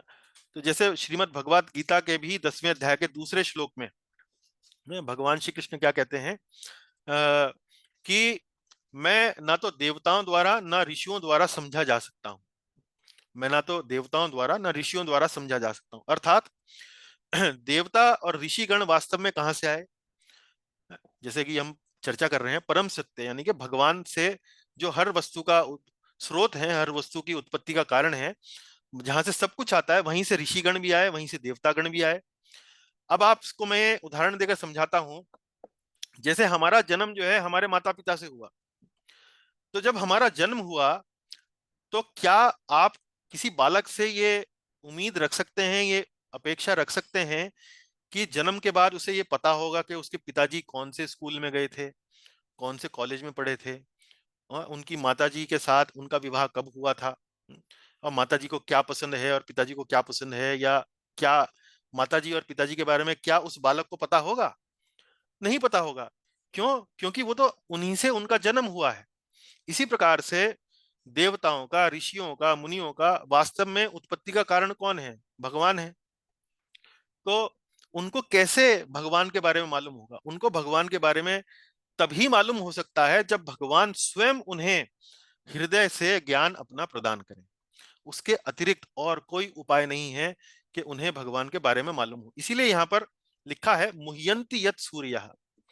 तो बड़े बड़े मुनिगण, बड़े बड़े देवतागण भगवान को लेकर मोहग्रस्त रहते हैं। जैसे कि श्रीमद् भागवत में भी आगे कथा आएगी, ब्रह्म विमोहन लीला, जिसमें ब्रह्मा जी जो है वो भ्रमित हो गए जब उन्होंने देखा कि भगवान जो है वो एक ग्वाले के रूप में वृंदावन नामक स्थान पर अपने इन छोटे मोटे ग्वाल बालों के साथ भोजन कर रहे हैं, हंसी हंसी ठट्टा कर रहे हैं।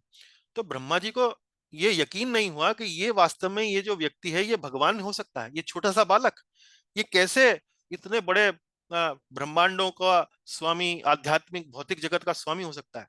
तो ब्रह्मा जी भी भ्रमित हो गए। तो बड़े बड़े मुनि तथा देवता भी उसी तरह से मोह में पड़ जाते हैं। जिस प्रकार उदाहरण के रूप देकर समझाया गया, जिस प्रकार अग्नि में जल या जल में स्थल देखकर कोई माया द्वारा मोहग्रस्त हो जाता है।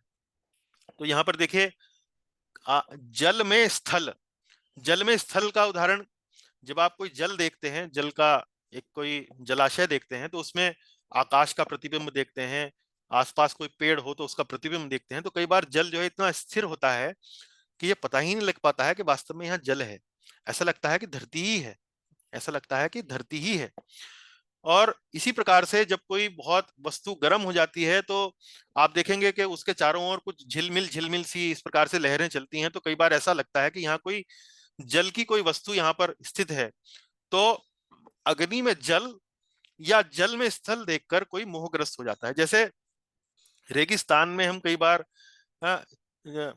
स्थल में जल देख लेते हैं, धरती पर जल देखना हमको मृग मृग मरीचिका जिसको बोलते हैं, मिराज, अंग्रेजी में जिसको मिराज बोलते हैं। तो यहाँ पर वही उदाहरण देकर समझाया गया है कि कैसे बड़े बड़े मुनि और देवता मोह में पड़ जाते हैं जब वो भगवान के बारे में जानने का प्रयास करते हैं। उसके बाद विनिमयो यत्र तिसर्गो मृषा, उन्हीं के कारण सारे भौतिक ब्रह्मांड जो प्रकृति के 3 गुणों की प्रतिक्रिया के कारण अस्थायी रूप से प्रकट होते हैं, वास्तविक लगते हैं, वास्तविक लगते हैं। तो ये यहाँ पर भगवान की माया शक्ति के बारे में बताया गया है।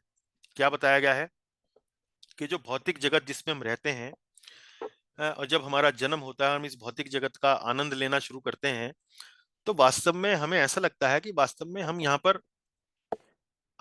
अनंत काल तक रहने वाले हैं, हमारा कहीं अंत नहीं होने वाला है, और ये जो भौतिक जगत है हम तो वास्तव में यहीं के प्राणी हैं और यहाँ अनंत काल तक रहने वाले हैं। तो वही चीज यहाँ बता रहे हैं वो, विनिमयो यत्र त्रिसर्गो मृषा। त्रिसर्गो मतलब तीनों जगत, तीनों जगत, उन्हीं के कारण सारे भौतिक ब्रह्मांड, जो प्रकृति के तीनों गुणों की प्रतिक्रिया के कारण अस्थायी रूप से प्रकट होते हैं, वास्तविक लगते हैं। वास्तविक लगते हैं मतलब ये जो हमारा जीवन है ये कभी समाप्त नहीं होगा, ये जो हमारा भौतिक जगत है ये वास्तव में शाश्वत है, हमेशा ही रहेगा। लेकिन ऐसा होता नहीं है, ऐसा होता नहीं है। एक दिन मृत्यु का वर्ण हम सभी को करना होता है, और तब हमें पता लगता है कि ये वास्तव में, हाँ, ये वास्तव में चिरस्थायी नहीं है, ये वास्तव में अस्थायी है। ये भौतिक जगत में भी हर वस्तु जो है वो नश्वर है, ये चिरस्थायी वस्तु नहीं है। तो जो चिरस्थायी नहीं है वो स्थायी नजर आती है। और ऐसा क्यों होता है? ऐसा होता है भगवान की माया शक्ति के कारण। उसके बाद धामना स्वेन सदा निरस्त कुहुकम। तो यहाँ उन्होंने, इस पंक्ति में उन्होंने अपने भौतिक जगत के बारे में बताया, और अगली पंक्ति में हम यहाँ किस बारे में बातचीत कर रहे हैं? यह हम बातचीत कर रहे हैं कि ये जो भगवान है, ये जो परम सत्य है, इनका धाम कहाँ है? इनका धाम जो है वो नित्य है, इनका धाम भौतिक जगत से बिल्कुल अलग है, और ये निरंतर अपने धाम में वास करते हैं। तो यहाँ पर ऐसे सत्यम परम को मैं अपना ध्यान वहां पर लगाता हूं। तो भगवान वेद व्यास जी यहाँ क्या कह रहे हैं? ओम नमो भगवते वासुदेवाय, और मैं उन भगवान वासुदेव को प्रणाम करता हूं जो ये 1 2 3 4 5 6 7 विशेषताएं उनकी बताते हैं, और फिर ये कहते हैं कि मैं ऐसे सत्यम परम, ऐसे परम सत्य पर धीमहि, धी बोलते हैं बुद्धि को, और मही, धीमहि अर्थात मैं अपनी बुद्धि का ध्यान वहां पर केंद्रित करता हूं। और धीमहि शब्द आपने कहीं और सुना है? धीमहि किसी और वैदिक मंत्र में आपने शब्द सुना है? कौन बता सकते हैं? गायत्री मंत्र। गायत्री मंत्र में, गायत्री मंत्र में। तो वास्तव गुरु में, मंत्र। हाँ, वास्तव गुरु मंत्र में भी सुना है, उसको भी गायत्री, उसको भी गायत्री ही बोलते हैं। एक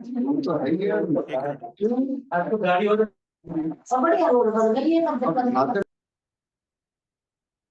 जी, तो देखिए, ये वास्तव में जो श्रीमद् भागवत का जो पहला श्लोक है, पहले अध्याय का, ये गायत्री मंत्र को ही समझाता है, यही गायत्री मंत्र ही है। वास्तव में श्रीमद् भागवत का जो आरंभ हुआ है वो गायत्री मंत्र से हुआ है।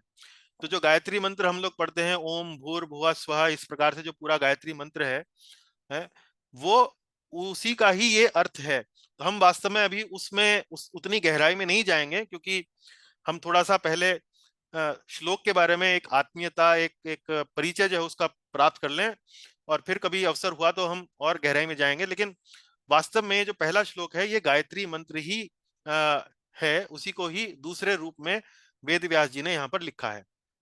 जैसे गायत्री मंत्र में ओम शब्द आता है, ओम ओम इस प्रकार से शुरू होता है, ओम भूर्भुवः स्वः इस प्रकार से शुरू होता है।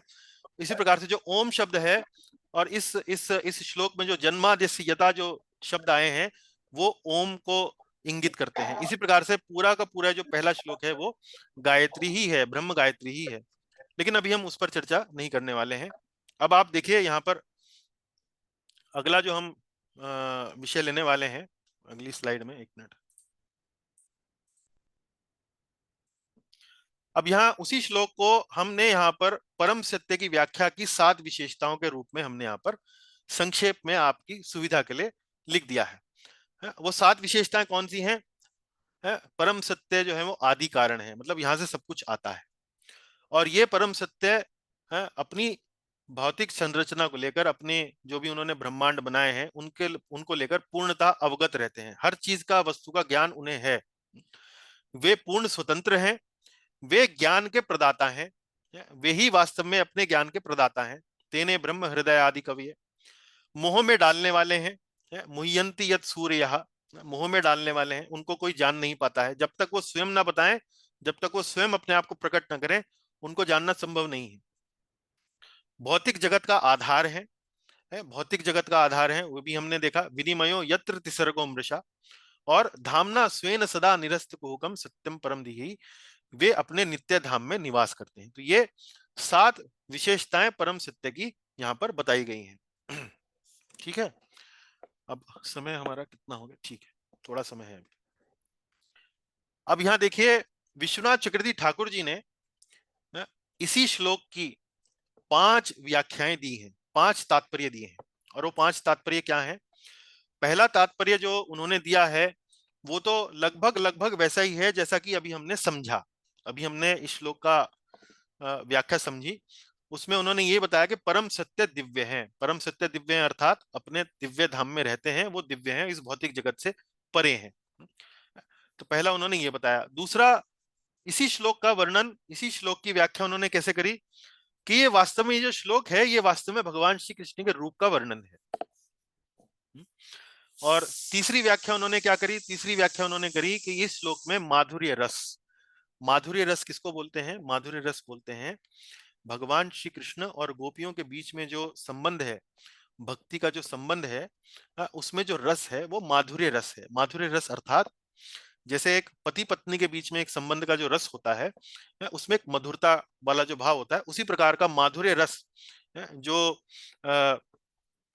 वो भगवान श्री कृष्ण और गोपियों का, या भगवान श्री कृष्ण और राधा रानी के बीच में जो रस है उसको माधुर्य रस है। वो ये बता रहे हैं कि ये जो श्लोक है ये वास्तव में माधुर्य रस बता रहा है। फिर चौथा अर्थ उन्होंने क्या कहा? चौथा अर्थ उन्होंने कहा कि इस श्लोक के माध्यम से हमें पता लगता है कि भगवान श्री कृष्ण और राधा रानी जो है वो साथ साथ।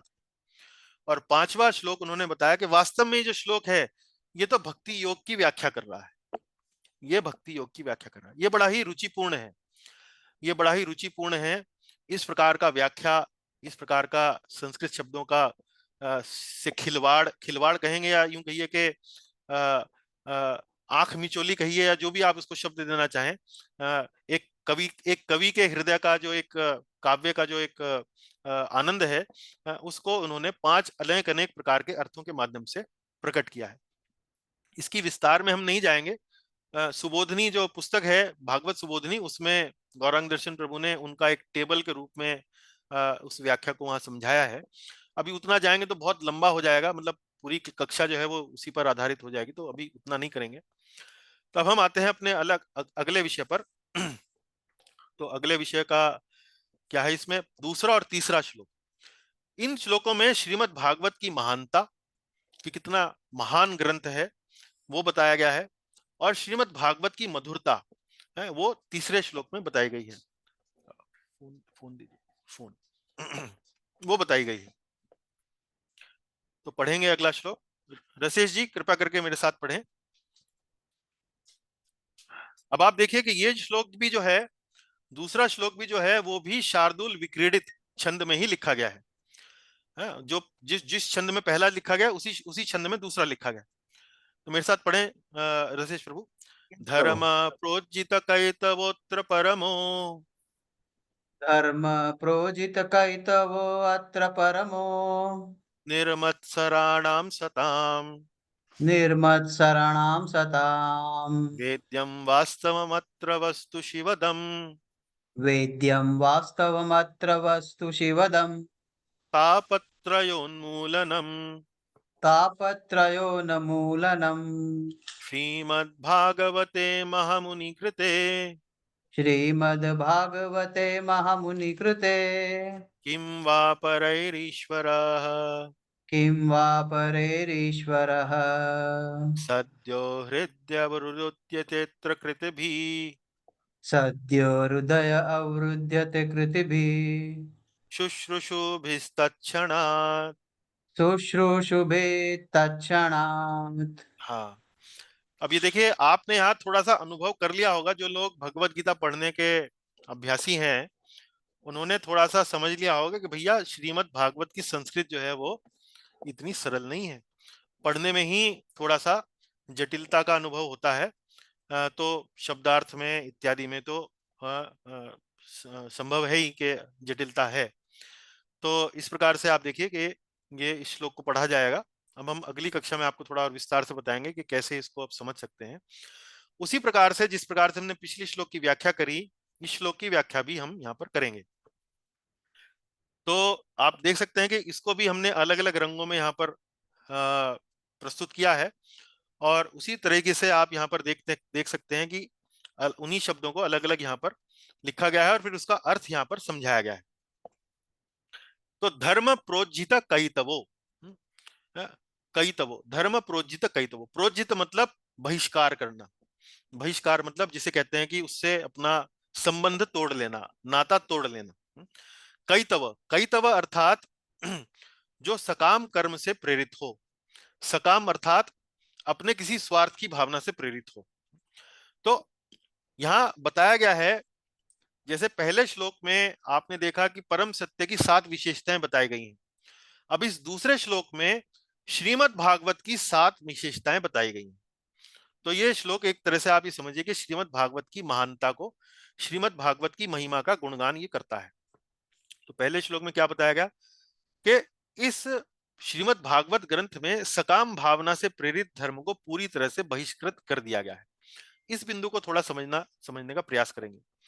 तो आपने ये 4 शब्दों का वर्णन कभी ना कभी सुना होगा, धर्म, अर्थ, काम और मोक्ष। धर्म, अर्थ, काम और मोक्ष, इनको क्या कहते हैं? इनको कहते हैं 4 पुरुषार्थ। 4 पुरुषार्थ मतलब जीवन के 4 लक्ष्य, जीवन के 4 लक्ष्य, धर्म, अर्थ, काम और मोक्ष। विशेष रूप से वर्तमान समय में जो मनुष्य है वो केवल 2 ही लक्ष्यों तक अपनी जीवन को, अपनी बुद्धि को सीमित रखता है, और वो क्या है? काम और अर्थ। अर्थ अर्थात धन कमाना, संपत्ति कमाना, और काम अर्थात धर्म, मतलब अर्थ कमाने से संपत्ति और धन कमाने के बाद अपनी कामनाओं की पूर्ति करना। काम मतलब इच्छाएं, अर्थ मतलब धन।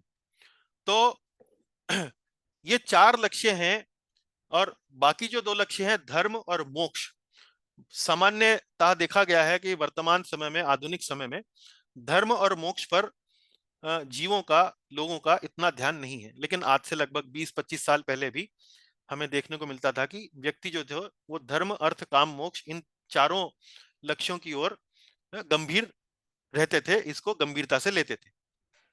तो धर्म, अर्थ, काम, मोक्ष को कैसे समझेंगे? ये 4 लक्ष्य हैं, इसको कैसे समझेंगे? तो सबसे पहला जीवन का लक्ष्य क्या है? रोटी, कपड़ा और मकान। व्यक्ति चाहता है कि उसके जीवन की ये जो मूलभूत आवश्यकताएं हैं वो पूरी हो, जो शरीर से संबंधित है। शरीर को खाने के लिए रोटी चाहिए, पहनने के लिए कपड़ा चाहिए, और एक आश्रय के रूप में एक मकान, एक कहीं ना कहीं उसको रहने का ठिकाना चाहिए। और ये उसकी आवश्यकता कब पूरी हो सकती है? जब उसके पास अर्थ हो, यानी कि कुछ धन हो, कुछ संपत्ति हो।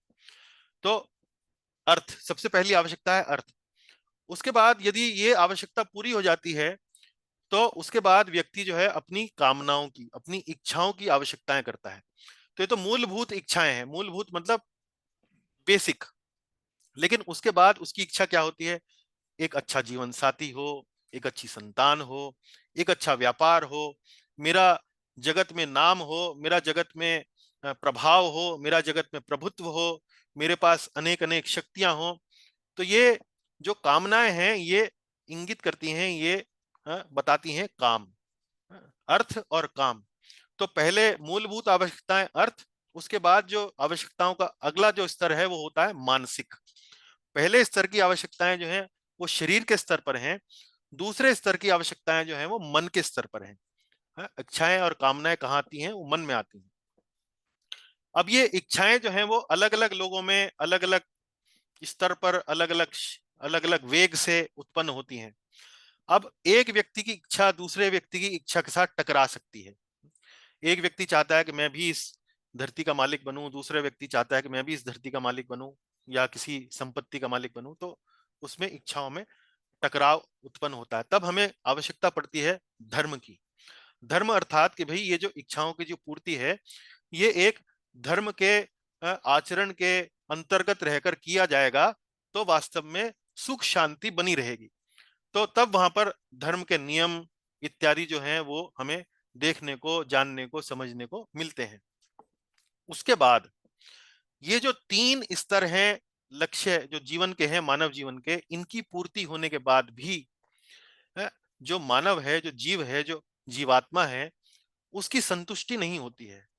वो ये अनुभव करने लगता है कि इतना सब करने के बाद भी, शरीर की इच्छाओं को पूरी करने के बाद भी, मन की इच्छाओं को पूरी करने के बाद भी, और सामाजिक रूप से सुख शांति स्थापित करने के बाद भी वास्तव में मुझे भीतर से संतुष्टि प्राप्त नहीं हुई है। तब वो कुछ आगे जानने की, समझने की प्रयास में लग जाता है, और तब वो सोचने लगता है कि संभवतः इस भौतिक जगत से परे भी कोई ऐसी वस्तु है जिसकी आराधना यदि मैं करूं, जिसको प्राप्त करने का प्रयास मैं करूं, तब मैं वास्तव में सुखी हो सकता हूं, सुख शांति से भरपूर हो सकता हूं। तब ऐसे व्यक्ति के मन में मोक्ष की कामना उत्पन्न होती है। मोक्ष, धर्म, अर्थ, काम और मोक्ष। लेकिन हाँ, आनंद की मतलब मजे की बात यह है, या जिज्ञासा की विषय यह है कि मोक्ष की इच्छा रखने वाला, यानी मोक्ष प्राप्त करने वाला भी वास्तव में पूर्ण रूप से संतुष्टि प्राप्त नहीं कर पाता है, पूर्ण रूप से संतुष्टि प्राप्त नहीं कर पाता है। तो श्रीमद् भागवत हमें क्या बता रही है? श्रीमद् भागवत हमें उस धर्म के बारे में बता रही है जिसको प्राप्त करने के बाद व्यक्ति पूर्ण रूप से संतुष्टि प्राप्त कर सकता है। जो संतुष्टि ना तो उसे अर्थ में मिलती है, जो संतुष्टि ना तो उसे काम में मिलती है, ना ही धर्म के पालन में मिलती है, और ना ही मोक्ष प्राप्ति करने के बाद मिलती है, ऐसे धर्म के विषय के बारे में श्रीमद् भागवत हमें बताता है? तो इसीलिए यहाँ कहा क्या गया है, धर्म प्रोज्जित कैतवो, कि श्रीमद् भागवत सकाम कर्म से प्रेरित धर्म को बहिष्कृत करता है। और वो पांचवा पुरुषार्थ कौन सा है? वो है भगवत प्रेम, वो है भगवान श्री कृष्ण की प्रीति। तो जब वास्तव में भगवान श्री कृष्ण की प्रीति की प्राप्ति व्यक्ति को होती है, उसके हृदय में ये प्रेम जागृत होता है, तभी वास्तव में व्यक्ति कह सकता है कि पूर्ण रूप से मुझे आनंद, पूर्ण रूप से मुझे संतुष्टि, पूर्ण रूप से मुझे प्रसन्नता जो है वो प्राप्त हो गई है। तो ये श्रीमद् भागवत का विषय है। उसके बाद वो कहते हैं परमो। परमो अर्थात सर्वोच्च सत्य को प्रतिपादन करता है। सर्वोच्च सत्य, परम सत्य का प्रतिपादन करता है। परम सत्य क्या है? भगवान श्री कृष्ण। तो ये भागवत जो है, ये इसका विषय क्या है? परम सत्य, यानी कि भगवान श्री कृष्ण। निर्मत्सराणाम सताम वेद्यम। उसके बाद ये विषय जो है वो कौन समझ सकता है? ये विषय वास्तव में वही व्यक्ति समझ सकता है जिसका हृदय ईर्ष्या से मुक्त है। ये व्यक्ति वही समझ सकता है। तो ये निर्मत्सराणाम सताम। उसके बाद वास्तवमत्र वस्तु शिवदम। वास्तवमत्र वस्तु शिवदम अर्थात वास्तवमत्र, वास्तव वस्तु। वास्तव वस्तु मतलब ये उन वस्तुओं को अपने आप से पृथक रखता है, अपने आप को वस्तुओं से अलग रखता है, जो वस्तु माया का, माया को माया से एक तरह से प्रेरित है।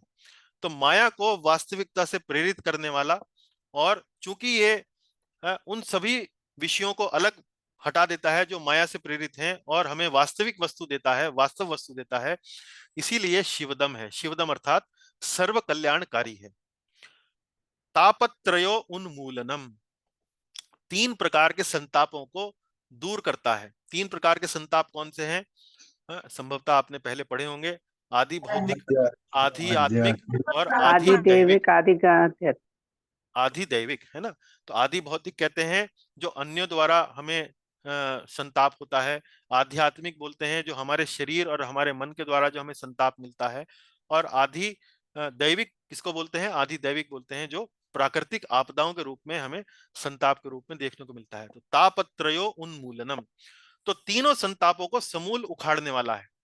इसको कैसे समझेंगे? मान लीजिए आपने श्रीमद् भागवत पढ़ लिया, तो क्या आपके जीवन में प्राकृतिक आपदाओं के कारण संताप नहीं होगा, या अन्यों के द्वारा संताप नहीं होगा, या आपके स्वयं के शरीर के द्वारा मानसिक संताप नहीं होगा? ऐसा नहीं है। ये तो संताप बने रहेंगे, लेकिन इन संतापों को सहन करने की शक्ति, इन संतापों को वास्तव में भगवान श्री कृष्ण के रूप की कृपा के रूप में देखने की जो दृष्टिकोण है वो आप विकसित कर लेंगे। जब भी आपके जीवन में कोई संताप होगा, आप देखेंगे आपका दृष्टिकोण ऐसा हो जाएगा कि ये तो वास्तव में भगवान की कृपा मेरे जीवन में आई है। तो ताप को कृपा के रूप में देखने की दृष्टि कहां से आपको मिलेगी? वो मिल सकती है आपको श्रीमद् भागवत से। महामुनि कृते, अगला बिंदु क्या है? महामुनि कृते। महामुनि कृते अर्थात ये जो कृति है, ये जो रचना है, वो श्री व्यासदेव द्वारा संकलित है। और श्री व्यास देव जी ने ये संकलन कब किया भागवत का? अपनी परिपक्व अवस्था में। अपनी परिपक्व अवस्था मतलब जब उन्होंने कई कई ग्रंथों का संकलन कर लिया और उनका संकलन करने के बाद भी उन्हें पूर्ण रूप से संतुष्टि नहीं हुई, तब उनके गुरु श्री नारद मुनि ने उन्हें बताया कि वास्तव में तुमने भगवान श्री कृष्ण का गुणगान जो है पर्याप्त रूप से नहीं किया है, उसमें तुमने कई चीजें अन्य मिला दी हैं। तो यदि अब तुम श्रीमद् भागवत जैसे ग्रंथ का संकलन करो तो भी वास्तव में तुम्हारा ये जो विषाद है, तुम्हारा ये जो संताप है, वो दूर होगा। तो ये व्यास देव जी द्वारा संकलित है अपनी परिपक्व अवस्था में। किम व परेर अर्थात अब यदि श्रीमद् भागवत का ज्ञान आपने प्राप्त कर लिया है तो अन्य किसी और शास्त्र का ज्ञान प्राप्त करने की आवश्यकता ही नहीं रह जाती। तो वास्तव में श्रीमद् भागवत ही वह पुस्तक है जो आपको संपूर्ण ज्ञान भगवान का दे सकती है। और ईश्वर सद्यो हृदय अवरुद्धते, भगवान को तुरंत हृदय में स्थापित करती है। तो मैंने आपको आरंभ में क्या बताया था कि भागवत में और भगवान श्री कृष्ण में कोई अंतर नहीं है, भगवान में और भागवत में कोई अंतर नहीं है। तो श्रीमद् भागवत है भगवान का ही एक रूप है और इस भागवत को अध्ययन करने से आपके हृदय में भगवान जो है स्थापित हो जाते हैं। और वो लिखते हैं यहाँ पर सद्यो का अर्थ है तुरंत। ईश्वर सद्यो हृदय अवरुद्धते, भगवान को तुरंत हृदय में स्थापित करने वाले हैं। और कृति भी शुश्रूषु भी तत्क्षणात्, जैसे ही कोई इस श्रीमद् भागवत ग्रंथ को ध्यान से और विनम्रता से इसका श्रवण करता है तो ये भागवत जो है, जो भगवान श्री कृष्ण से अभिन्न है वो भगवान श्री कृष्ण को उस भक्त के हृदय में स्थापित कर देता है। तो ये है दूसरे श्लोक का छोटा सा अर्थ, जिसमें श्रीमद् भागवत के गुणों का वर्णन किया गया है, जिस भागवत को आप पढ़ने वाले हैं। इसलिए इसको भूमिका भी कहा गया है। भूमिका अर्थात भूमिका में क्या बताते हैं? पुस्तक के बारे में, तो पुस्तक का वर्णन दिया गया है। अब यहाँ देखिए, उसी भागवत पुराण की जो महिमा है उसकी 7 विशेषताओं को मैंने यहाँ बताया है। कैतव धर्म का बहिष्कार करता है, जो सकाम कर्म से प्रेरित जो धर्म है उनको बहिष्कार करता है। सर्वोच्च सत्य को प्रतिपादित करता है। शुद्ध हृदय भक्तों के लिए बोध गम्य है, वही इसको समझ सकते हैं। माया को वास्तविकता से पृथक करने वाला है, सर्व कल्याणकारी है। 3 संतापों को ये समूल उखाड़ने वाला है, भगवत साक्षात्कार के लिए पर्याप्त है और हृदय में परमेश्वर को स्थापित करने वाला है। तो ये श्रीमद् भागवत की 7 विशेषताएं हैं।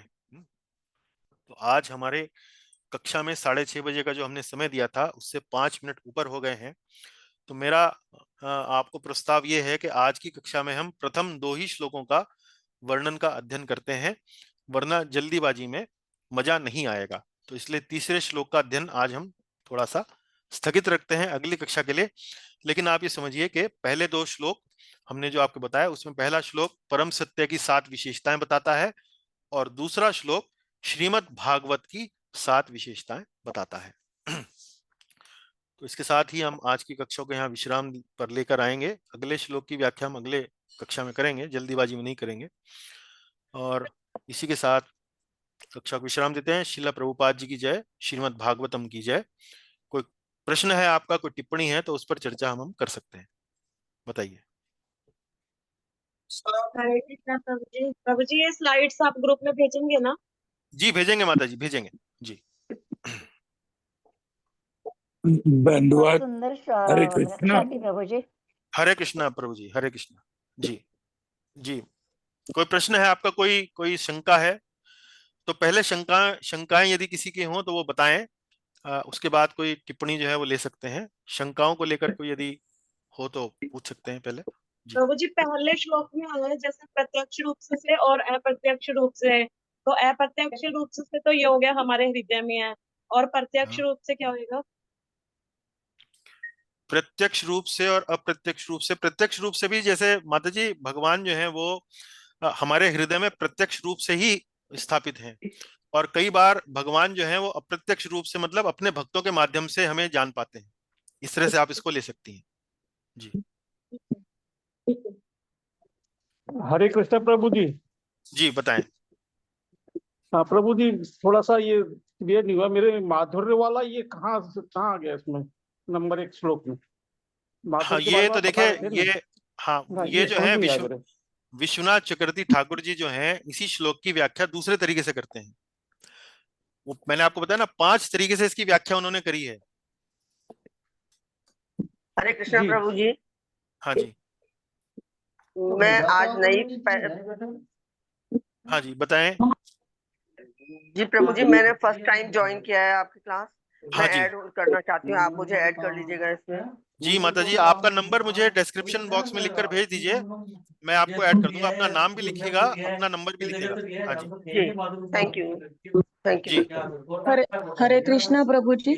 हरे कृष्णा माता जी। जी, सर ये बोलते हैं कि ये भागवतम भगवान का वांग्मय स्वरूप है, ऐसे बोलते हैं, मतलब भगवान ने खुद रचना की है। हाँ जी, अच्छा। हाँ जी। मैंने आपको समझाया ना, जैसे मैंने आपको बताया कि जैसे एक कृपा करके अपना जो चर्चा है वो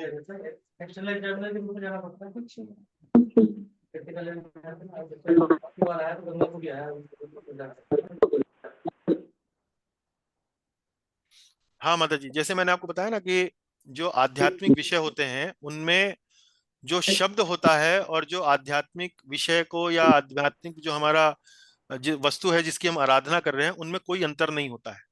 जैसे मैंने आपको बताया ना, नाम और नामी, भगवान श्री कृष्ण में और भगवान श्री कृष्ण के नाम में कोई अंतर नहीं है। भौतिक जगत में ऐसा नहीं होता है। भौतिक जगत में जो वस्तु है और वस्तु का जो नाम है वो अलग अलग होती हैं। लेकिन आध्यात्मिक जगत में जो वस्तु है और जो वस्तु का नाम है, जो वस्तु के बारे में जो विवरण दिया गया है, जो वस्तु का वर्णन कर रही हैं जो शब्द, उनमें और उस वस्तु में कोई अंतर नहीं होता है। इसको आप इस तरह से समझ सकते हैं। ओके। ठीक है हरे जी, कृष्णा। जी जी प्रभु जी। Thank you as always. One of the best things I attend and सिर्फ एक शंका है मन में, अगर निवारण करेंगे गुरुजी। जी पूछिए। भक्त और भगवान में, हाँ, सब्जेक्ट और ऑब्जेक्ट में क्या रिलेशन है, कैसे इनको जाना जाए कि भक्त दोनों जो है वो एक हैं? भगवान का भक्त जो है वो भगवान का सेवक है। जी जी गुरुजी। हाँ हाँ, ओके ओके, ऐसे लेना पड़ेगा। जी, भक्त भगवान का पार्ट नहीं है।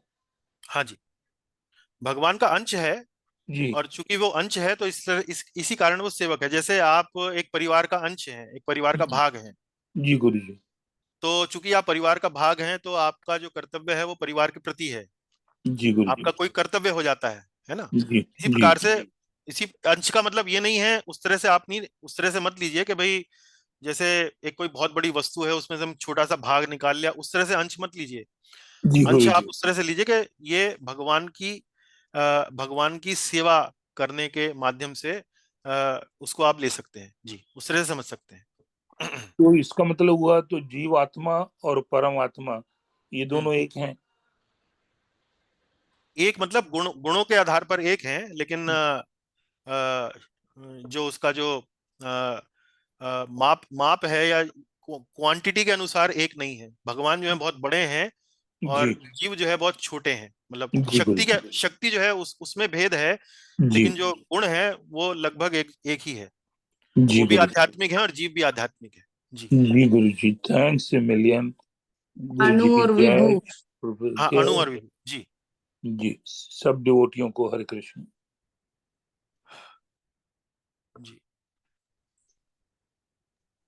धन्यवाद हरे गुरुजी। कृष्णा प्रभु जी, दंडवत प्रणाम सभी हरे को। कृष्णा माता जी, दंडवत प्रणाम। चलिए, अन्य कोई प्रश्न है आपके? प्रणाम गुरुजी। प्रणाम माता जी। हरे कृष्णा प्रभु जी। हरे कृष्णा जी। ये चलिए, यदि विश्वनाथ मंदिर प्रभु हाँ जी बहुत हरे कृष्णा प्रभु जी। जी, धन्यवाद माता जी। अच्छा जी, आप सबने अपना अपना नंबर दे दिया है तो हम आप सबको अपने व्हाट्सएप ग्रुप में ऐड कर लेंगे, उससे आपको कक्षा की जानकारी मिलती रहेगी। अब हम अपनी अगली कक्षा जो है वो आरंभ करने वाले हैं, तो इस कक्षा को हम अभी यहाँ विश्राम देंगे, रिकॉर्डिंग जो है बंद करेंगे।